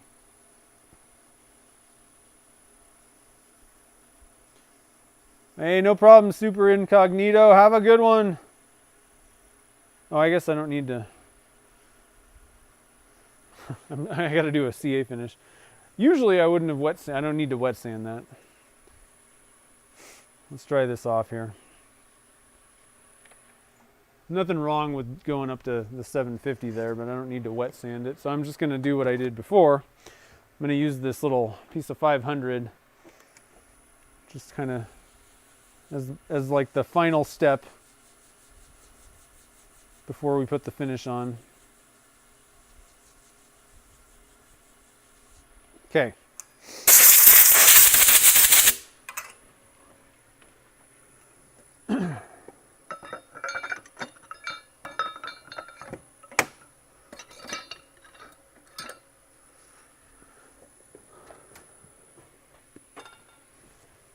All right, so pull out our mercury finish here and 100 revolutions per hour. Yeah, actually, and one thing I have said in the past, I thought it was like 1 RPM. I think it's like 2 to 3 RPMs is what that motor goes to. But it's perfect. That's what you want. I tried putting epoxy finishes on using just as slow as my lathe would go, and that did not work. 50 RPMs is the slowest I can get my lathe to go, and it doesn't work. If you have any curves or anything, it just, even if it's flat, it pushes the finish. Like it doesn't just lay down flat and flow out. It ends up pushing it one way or the other on the blank, and it didn't work. So I'd have to sit there and just rotate it every like 5 minutes. That's horrible. I'm not doing that. So all in all, I kind of added up all the little components. I mean, it's just that motor, and then all these little doohickeys. There's bolts and, you know, nuts and stuff. In total, if you have to buy everything from Amazon, it's about $55 to get that slow motor set up. That includes that little timer that I bought too.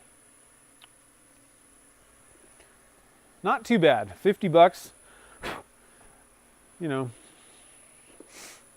And it's the thing that I like. And again, you know, you'll have to adapt it to your system, but it's pretty simple and it's quick to put on and take off my lathe. That was one of the big things that I wanted.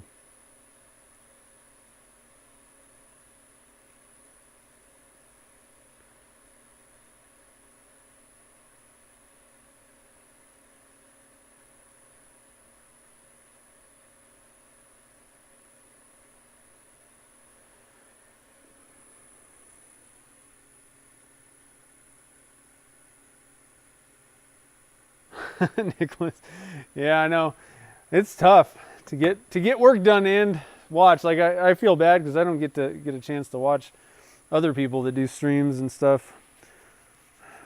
You gotta get the work done though too, you know. It's tough. All right, so we got our first coat on. I just let that kind of, you know, cure on its own, sink in, soak into the blank. There's the second coat, and we'll probably put, you know, like I said, on the first one, I usually do like, I don't know, somewhere around 6 to 8 coats.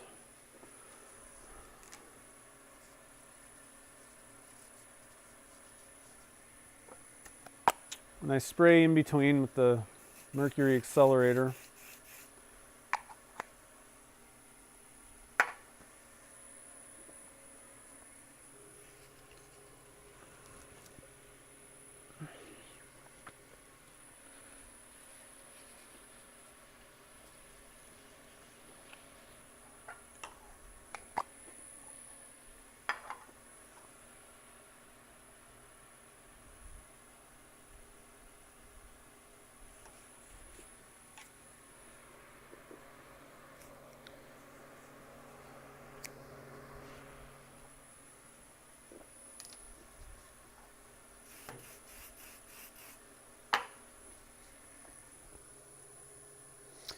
need a drink of water, man.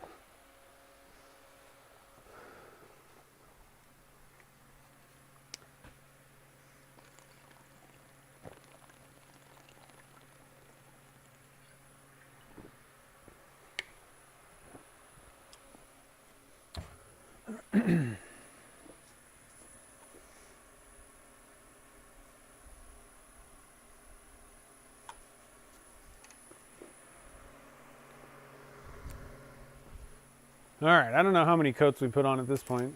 4 or 5? 4, maybe? Hey, stainless bottle stopper, is that you, Dan? How's it going? Yeah, this thing's looking pretty cool. Check it out. Not too shabby. We already got the cap part done. Just waiting to buff it. Getting our finish going here. Did I already do this? I don't know. Now it's super accelerated.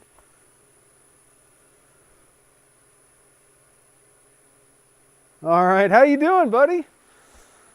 What's happening? How's the weather over in your neck of the woods? Supposedly we're going to get some snow this weekend up here, I think. I'm ready. Haven't been snowboarding yet.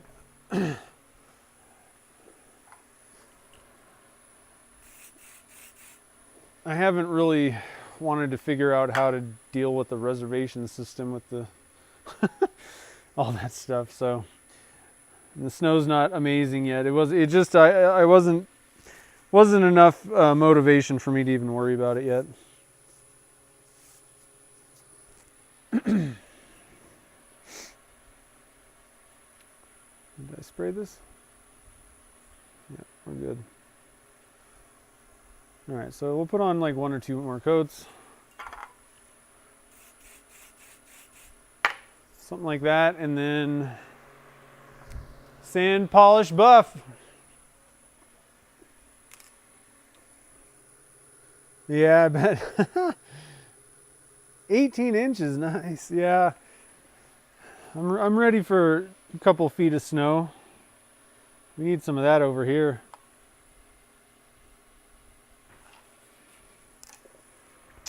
The problem is, we got plenty of snow. You know, like the groomed runs and everything are fine, but I like going off in the trees and stuff, and there's definitely not enough snow.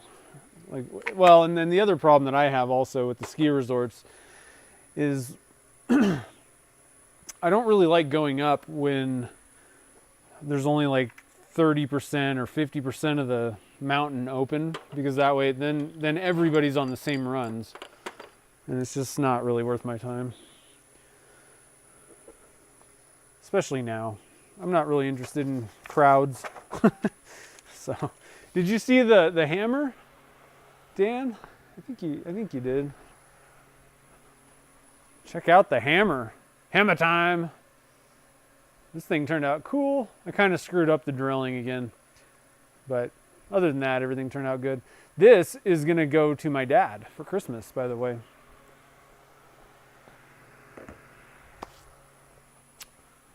So thank you for sending that stuff in. It's cool. I still have a little bit more left, so I'll be making a few more pen blanks too. Let's see here. So we'll go back to our 400. 400 grit, and I'm just going to stop this. There's a few ridges here and there.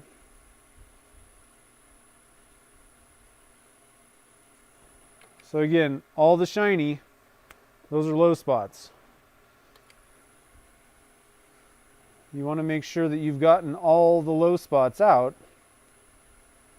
And this is where CA finishes can become a giant pain, because you got to get it flat or else it's not going to look good. So you got to get all these things out. The key is you got to get things on, get your coats on as smooth as you can so you don't sand off all of the stuff that you put on. So, and that's another reason why I like the between center bushings, because if you got a wobbly mandrel, you're almost guaranteed to sand through your finish. like in one spot. That's what got me to switch to TBC bushings. I kept screwing up finishes, and I couldn't, for a long time I didn't understand why. I would sand through one spot, and I was like, what's going on? It's because the mandrel was wobbling, and I was sanding through one spot. So these things are dead, rock solid. The most accurate. The drawback is you only do one at a time, but I'd rather just do one pen blank at a time and have it turn out right.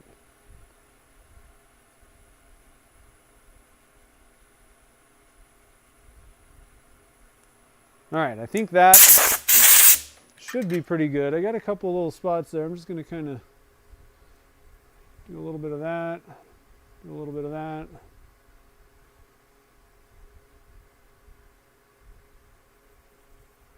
And I think that I'm going to call that good. Then now we'll move to our wet sanding. Yeah, it's the problem with the hammer. It's really not that hard or anything like that. And I literally wrote down notes.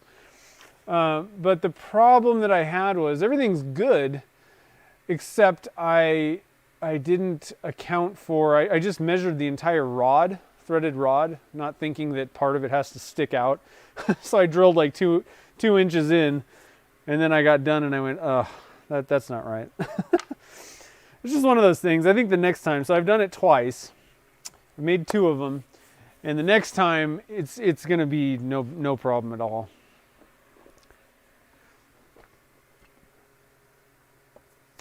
And hopefully people don't watch my video. I need to go back and look at my video. I totally put the wrong drill bit size, at least. Well, I either wrote it down wrong, or I actually said it wrong in the video. It's 23/64 for the threaded rod, not 23/32. That could cause some problems for people. Whoops. All right, what am I doing? Wet sanding. I'm gonna do a little wet sanding here. I'm gonna turn this fan off now. I need more paper towels. Goodness.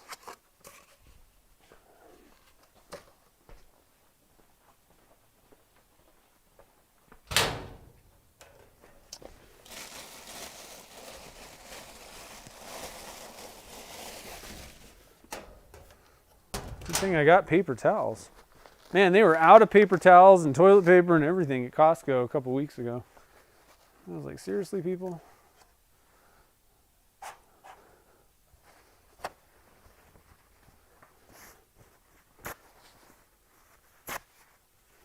Okay. Here we go. So we're going with our green Zona first. Bruce is here. What's up? You're right on time, Bruce. Right on time for the magic, the finish.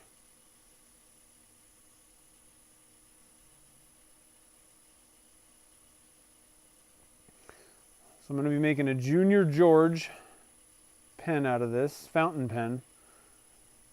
Decided to go fountain. This thing looked like it deserved a fountain pen, even though I don't really use them. So hopefully somebody that likes fountain pens will snag this one.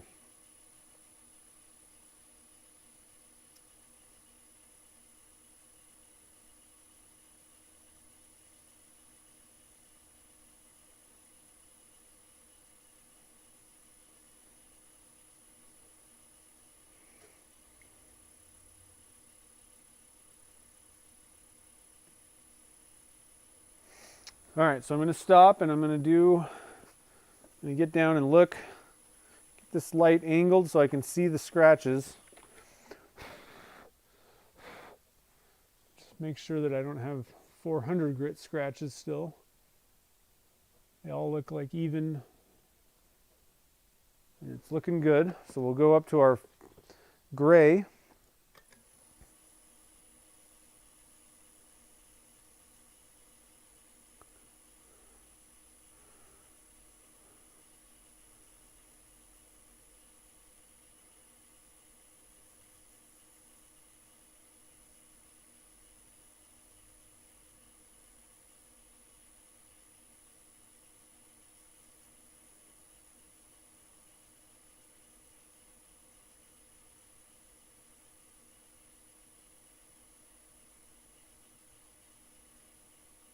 All right. Wipe that off.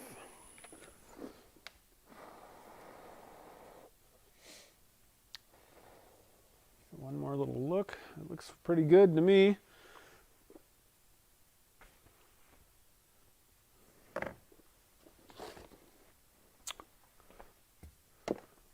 Okay, so once again, take this off, and a lot of people ask about the gluing your bushings on, and yes, this is kind of stuck on there. This one's not. What I do is just give it a little bit of a tap on my tailstock, and that'll pop it loose. But like I said, that doesn't work if you've globbed a ton of CA glue on there. I've only, I'm putting thin coats on, so I don't really have to worry about it. And then I clean up the edge just to make sure there's no excess material hanging off, little jagged parts. Square this back up and get it nice and flush. And again, because you want to do this because if there was a little piece of CA glue or like a bump of it hanging off, and then you tried, pressing the parts together, you're going to crack the finish. And let me tell you, I'll tell you why I know, because I've done it. I've only done it once, and then I started doing this. Because there is nothing worse than getting your whole pen done and then cracking the finish, like last step. That sucks.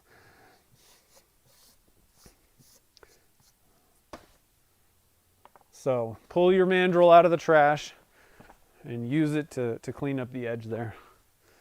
All right, so I gotta unplug my camera here real quick. Turn this around. Sorry.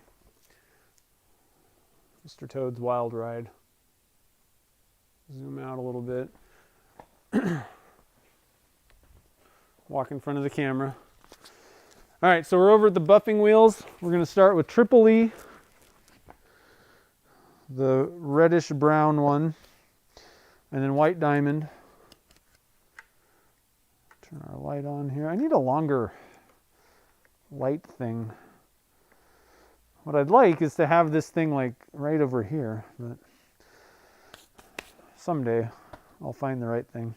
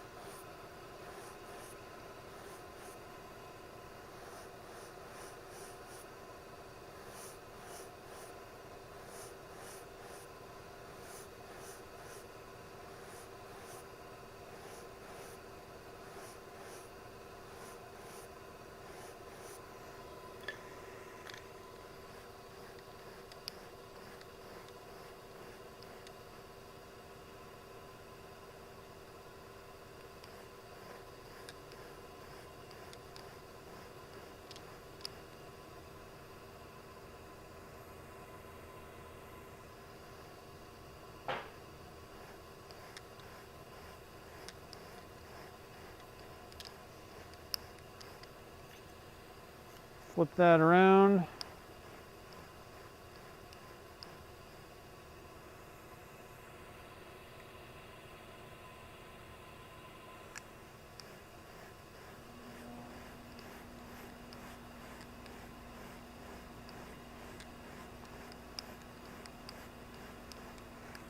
And then we'll move over to White Diamond.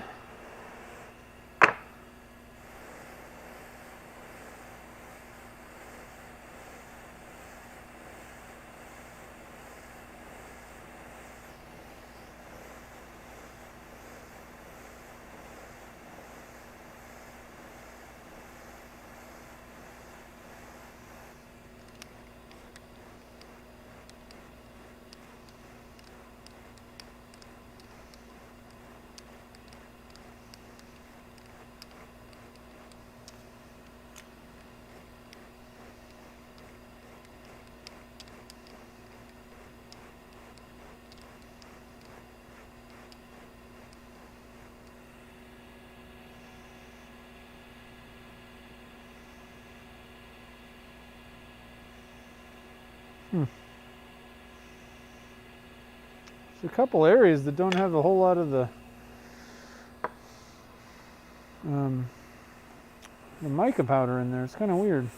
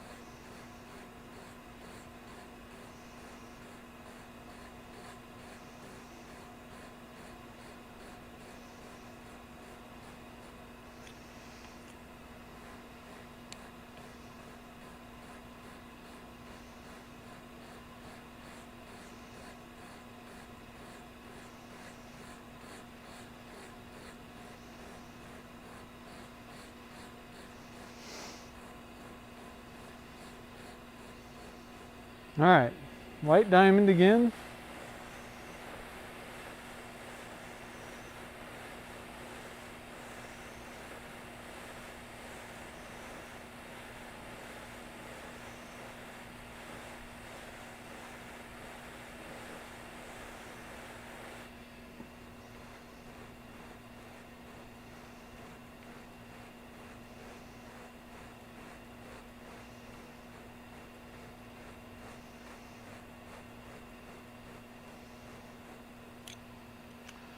Flip it around and we'll be done with our buffing.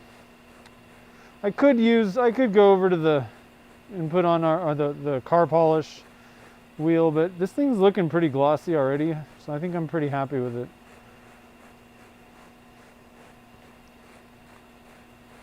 Save a couple seconds. Like I said, it looks fabulous. Interesting with the mica powders though. All right, so now let's set up our the drill press. I'm not certain that I like having the drill press like this.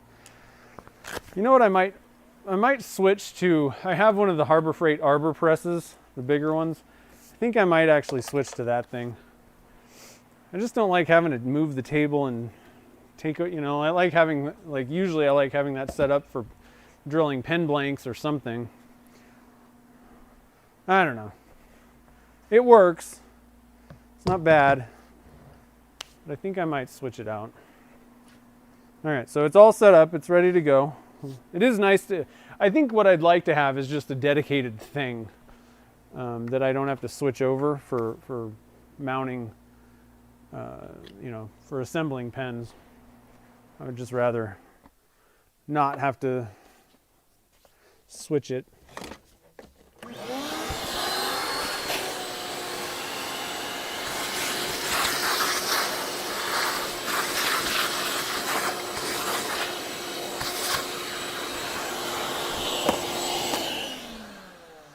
Okay.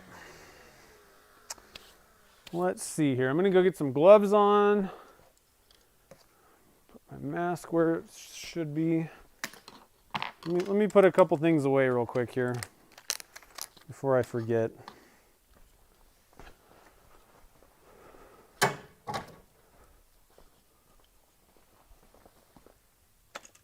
And I'm going to get rid of that other screen for now, because I don't think you guys need that one. Okay, let's see. Did I miss anything here? You made it in perfect time, Ozzy. Yeah.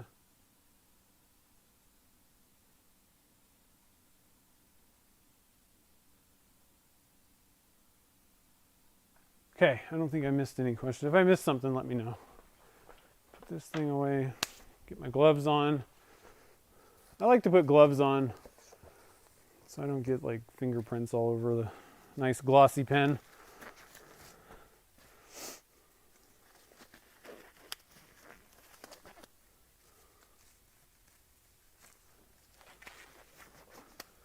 Okay, so we're putting it on a Junior George.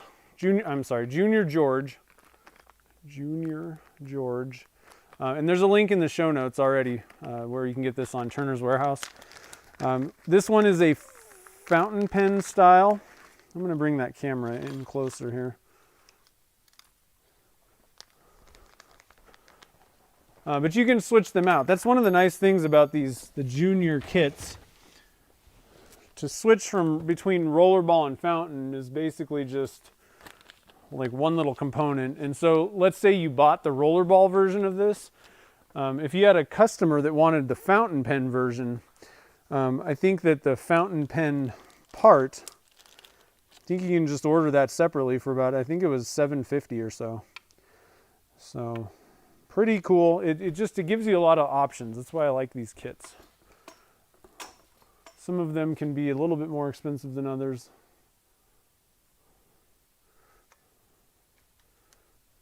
But most of them are fairly reasonable.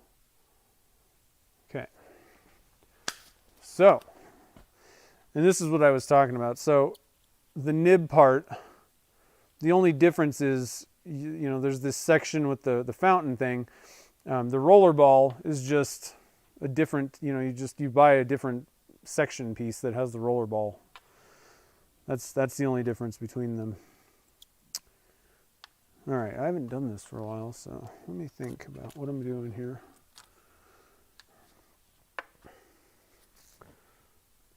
Now, I marked the inside of both of these blanks. Let's see this. I got my mark over there. I don't know if it's really going to matter. Sometimes it really doesn't matter in the end how they line up. There it is.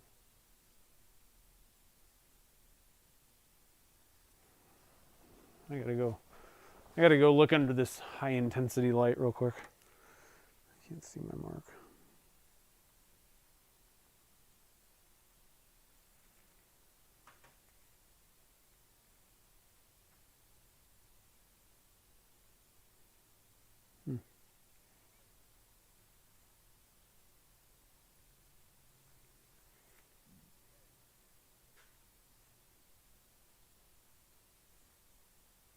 Well, I lost my mark. I don't know what happened to it. So I don't think it matters though. This is something that you can just kind of line up by eye. You know, not really that big of a deal. So what I'm going to do here is we're going to put our nib section on. Little nib doohickey first.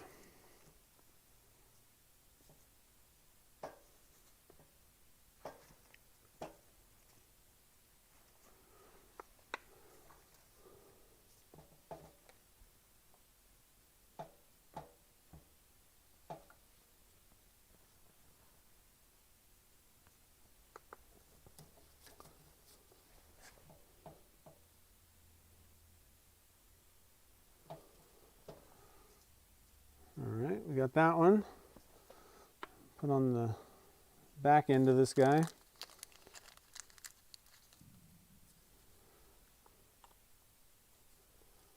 Oh, is my arm right in the way?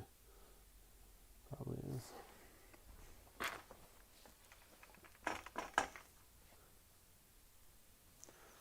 Let's put this on the right side. Oh, I've run out of cord. Hold on, guys. We're gonna switch things real quick here. Oh, oopsies. There we go. I'll be right back. I'm just gonna bring the cord around to this side where it actually reaches and makes more sense. And then we'll get the camera on this side and everything is gonna be awesome.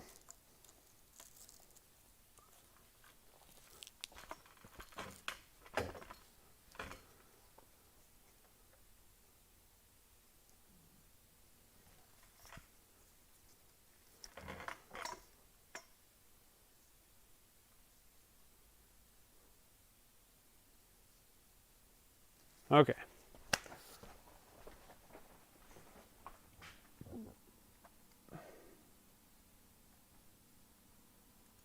There we go.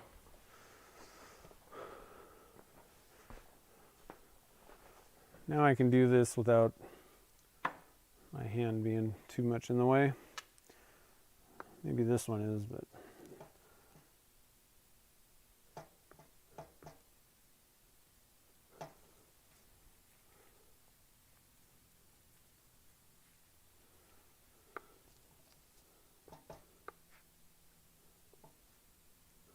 all right.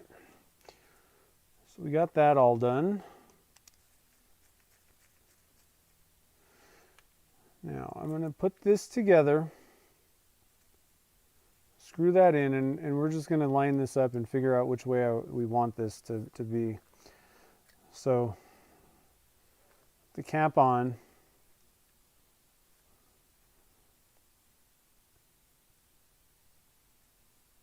I think I like this side the best, so I'm going to put that up, and it also is in line with these threads, or whatever, the diagonals, they're all kind of lined up. So we're going to call that good. Take this out. Let me find something soft to put this on. I don't have anything soft. Just put it on a paper towel here. Now we can put that in.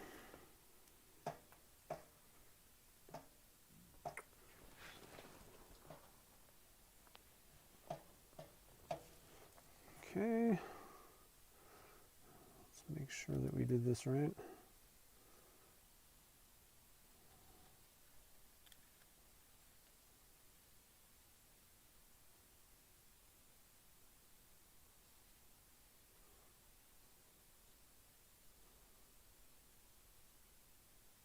It's looking pretty good. And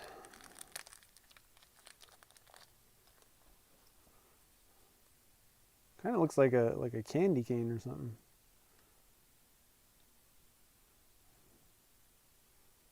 I'm thinking that looks pretty good. Let's see here. I'm going to look inside. Might need to put a little CA glue on this thing, because it's kind of just going in there without having to be pressed. So we'll have to kind of see. I might put a little dab of CA in there. But let me put this back on here.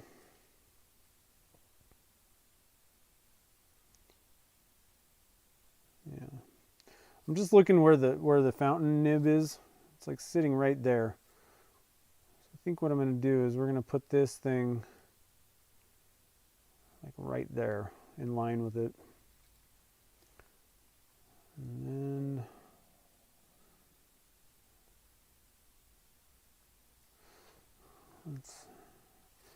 I think I'm just going to put a little dab of CA on this right now. Where's my So I'm going to take a little bit of the thick, and we're just literally going to put a tiny pinprick on here. So I got my thick out. A lot of times I'll just use the gel. Thick, I think, is about the same thing. I'm going to go get a toothpick. I'm just going to put a little tiny drop of CA glue on a couple spots. And I don't know if I'll be able to really get this, show you guys what I'm doing extremely well, but basically I'm just going to get some CA, and I can't see what I'm doing. With my toothpick, I'm just going to kind of stop wiggling. With the toothpick, I'm just going to put a couple dabs of glue on the stem in there. Just a couple really tiny ones.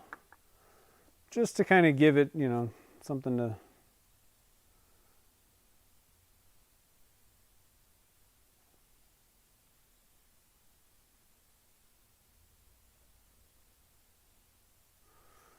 Okay.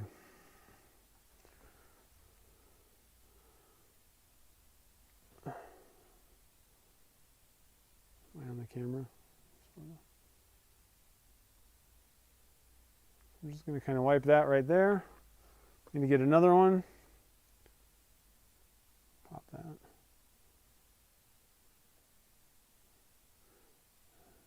you want to use one of the slower setting. You wouldn't want to use like the super thin to be doing this kind of stuff. You want the stuff that's going to not set up on you right away. Okay, just a couple little, I don't know if that was on camera, but just wiped a couple little drips of CA just to make sure that that part doesn't come apart, you know, after I've assembled this. And if you have parts that are a little bit loose, then just like I said, just do that. Add a little bit of CA glue in there and you'll be good. But you want to use very little because if you put too much, it'll squeeze out. So hopefully I didn't do that. No, I don't see any. If you put too much CA in there, it'll squeeze out around when you press that piece in. But I don't think I did. Now I don't want to be messing with this too much. You'd want to wait, you know, maybe an hour or two before really tugging on that or anything. And then I think there we go. There we go. I can't see what I'm doing. I'm going to scoot you guys back out here. Oh, losing the tripod. There it is. Let me get under a light. How about that?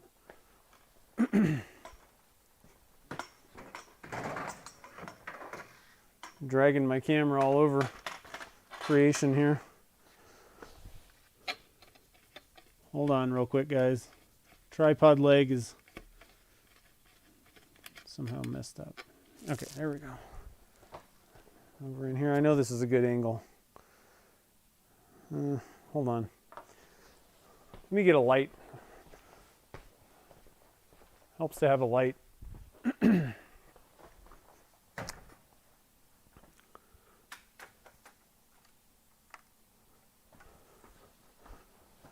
Okay, here we go. Here we go now. There it is. We got light on this thing. Looks like a candy cane. I really didn't even think about it like that.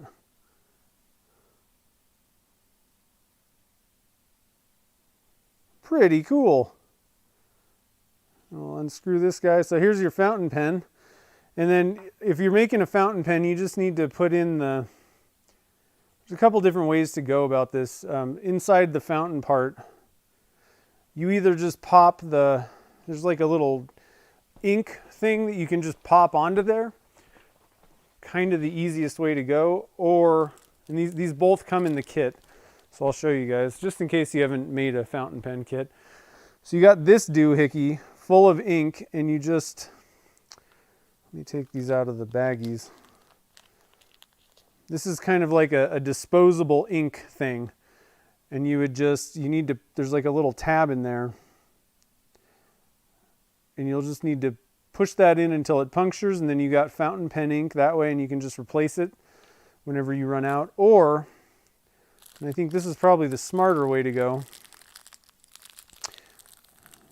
there's a refillable thing.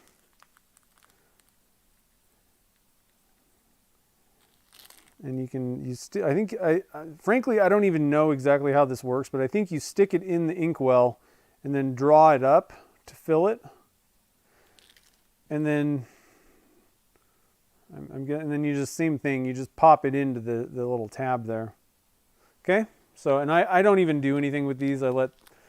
If I'm selling this or giving it to someone, then I just let them do whatever, because I am not a fountain pen expert. You know, let them do it however they want. It's kind of my way of doing things.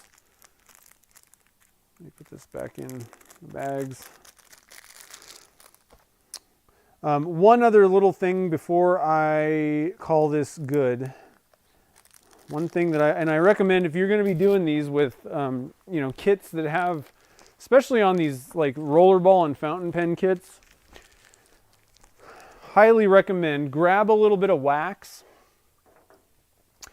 and wax those threads. So I'm going to do that real quick here.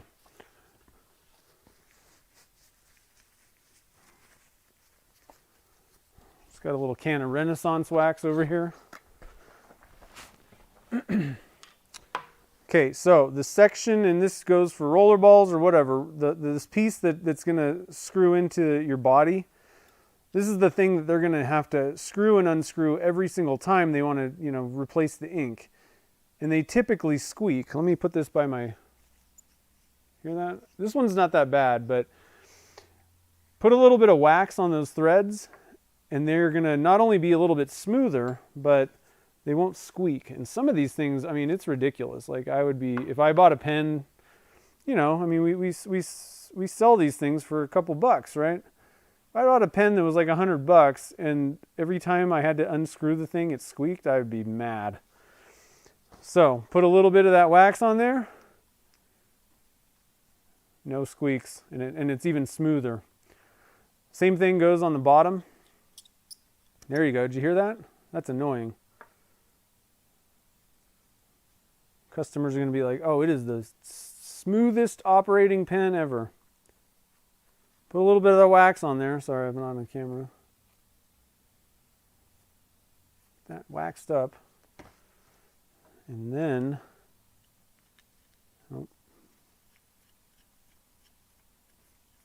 no more squeaks. Runs perfect. All right. There we go. 2 minutes left remaining on my battery on the camera, guys. Perfect timing. Okay, so let's, the camera may die before I get over there. Don't worry, it's okay. I'm going to be switching in 1 second. All right. So what do you guys, that's the wrong camera. What do you guys think? Did it turn out pretty good for you? I'm pretty happy with that. And it turned pretty well. So can't complain one bit over here. Let's see here. Yeah, go check out the Christmas star. That's cool. Let's see. I'm going to scroll up. I missed a few. Hey, Doug's here from Fleetswood. How's it going?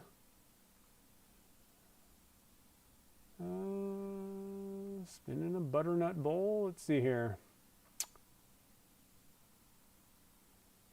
Mark, I'm glad you enjoyed it. I hope you have a Merry Christmas and a Happy New Year if I don't see you. I'll probably be doing, so I had to order another component for at this point I'm like hundreds of dollars into this rental for these different cameras. But I went and bought a different little component, so I'm really hoping it gets here, I don't know. The next stream should be probably next week, I would imagine, because like the cameras and all the stuff, I think I'll have all the gear. So sometime next week, we'll do a couple of live streams maybe, and try out some new camera stuff. But yeah, so anyway, if I don't see you till after then, Merry Christmas. Let's see here. Yeah, not too bad. Can't show the wife. I'm going to post it in a minute on Instagram. Watch out, watch out. Oh, I missed something here. Nancy just showed up. How's it going? That's cool. You showed up just in. Did you see what I made? Not too bad looking. It looks kind of like a candy cane. It's got that aluminum curl shavings in there. So let's see here. No, the drawing will be on the next one. I just, everything was so messed up with that camera. I was messing around with it. I need to figure out how to do that correctly, and I haven't come up with a really good idea. But before the end of the year, we'll do a drawing for sure. For the blanks package that was supposed to be one for $50K, but we didn't. Tony didn't claim his prizes. So anyway, I don't think I see any other questions. So hope you guys enjoyed watching that come together. I do have 2 blanks. So this pen will be up for grabs sometime whenever I can get it listed. Or I might just mention it on Instagram. But I got 2 more of these blanks that have this stuff in it. One of them's got the Blurple mix, and then one of them's just teal. So they're going to be up on my website as soon as I can get them up there, basically. Yeah, let's see here. So the rest of the year, I'm hoping to get the video next week, next Sunday. hoping to get the video that goes a little bit more in depth on the slow turning motor, how I have all the stuff that you need and how I hooked it up. So be looking for that next weekend. And then I don't think I'm not doing a stream on Friday. That's Christmas, so I'm not doing that. Probably because my camera equipment, the stuff that I need to test, I can't use yet. I don't have the right stuff. They're not working. Probably not going to do another stream on Wednesday either, because I really need to, the next streams need to be testing this equipment. So probably, I'm guessing next week will be the next stream. So I'll probably do 1 or 2. They're probably going to be extremely informal, where I'm just kind of playing around, trying to, see how these things work. So probably much shorter. I'm not going to do a project, but I am going to do some casting stuff, and I'll be on the lathe doing something. The one thing I do need to make still, I got a couple things I guess to make, but like I said, probably, I don't know, we'll have to see how long I do it next week, but I need to make a bottle opener for myself out of this, and I need to make a coffee tamper. I guess I want to use the white one. I like the white coffee bean blank. Coffee tamper out of this. So we'll probably, we'll be messing around with some different stuff, but they're probably going to be kind of shorter, so I can just kind of get some footage. Like technically next week I'm taking off, so I'm probably not going to do the full live streams. It'll just be kind of playing around with stuff. So I will let you guys know when we do go live. It'll be, like I said, impromptu. Keep an eye on Instagram and Facebook. It'll just depend on how everything kind of works out, because next week I need to do kind of a business planning retreat, and then also mess around with some different stuff. I'm going to try changing things in the shop. I actually want to get all my pressure pots on the wall. I don't know. We'll have to see. So it's going to be one of those things. If it takes too long, ends up taking too long to mess around with it, I'll just stick with how I have it. But I also want to set up my, where I do the podcasting. I want to kind of change that around too. So I got all kinds of different random stuff that I'm going to be doing next week. So we'll just have to see when the live streams go on. That's the point anyway. So anyway, I appreciate you guys joining the fun. So Merry Christmas, Happy Holidays, and all that kind of good stuff. I will probably talk to you guys somewhere, whether it be in the YouTube comments, on a stream, or on posts in Instagram or Facebook before New Year's. Who mentioned it? Let's see. Yeah, it was Dominic. We are going to do a drawing. I still have all the blanks that were from that 50,000 subscriber giveaway. Tony J never claimed the blanks, and so he never contacted me or even left another comment. So we got a whole box of blanks here, guys. Lots of blanks that we're gonna do kind of I don't know how I'm gonna do kind of like a raffle thing, and just, I think there's a way that I can pull people from the chat. It'll be on a live stream. I'm not gonna do it in a video. I'm going to pull one winner from the live stream, and the problem is I need to figure out a way to get everybody that's there into something that we'll pick, basically. So I don't know. I'm going to look into it. I know I think there's ways to do this, but I haven't looked into it for a while. But anyway, guys, I hope that you guys have a wonderful Christmas. Like I said, hopefully you get all the toys that you wanted from Santa Claus, and I guess that's about it. So anyway, have a good night tonight. And I will see you guys probably after Christmas. Was there something else that I had? I don't know. Happy holidays, guys.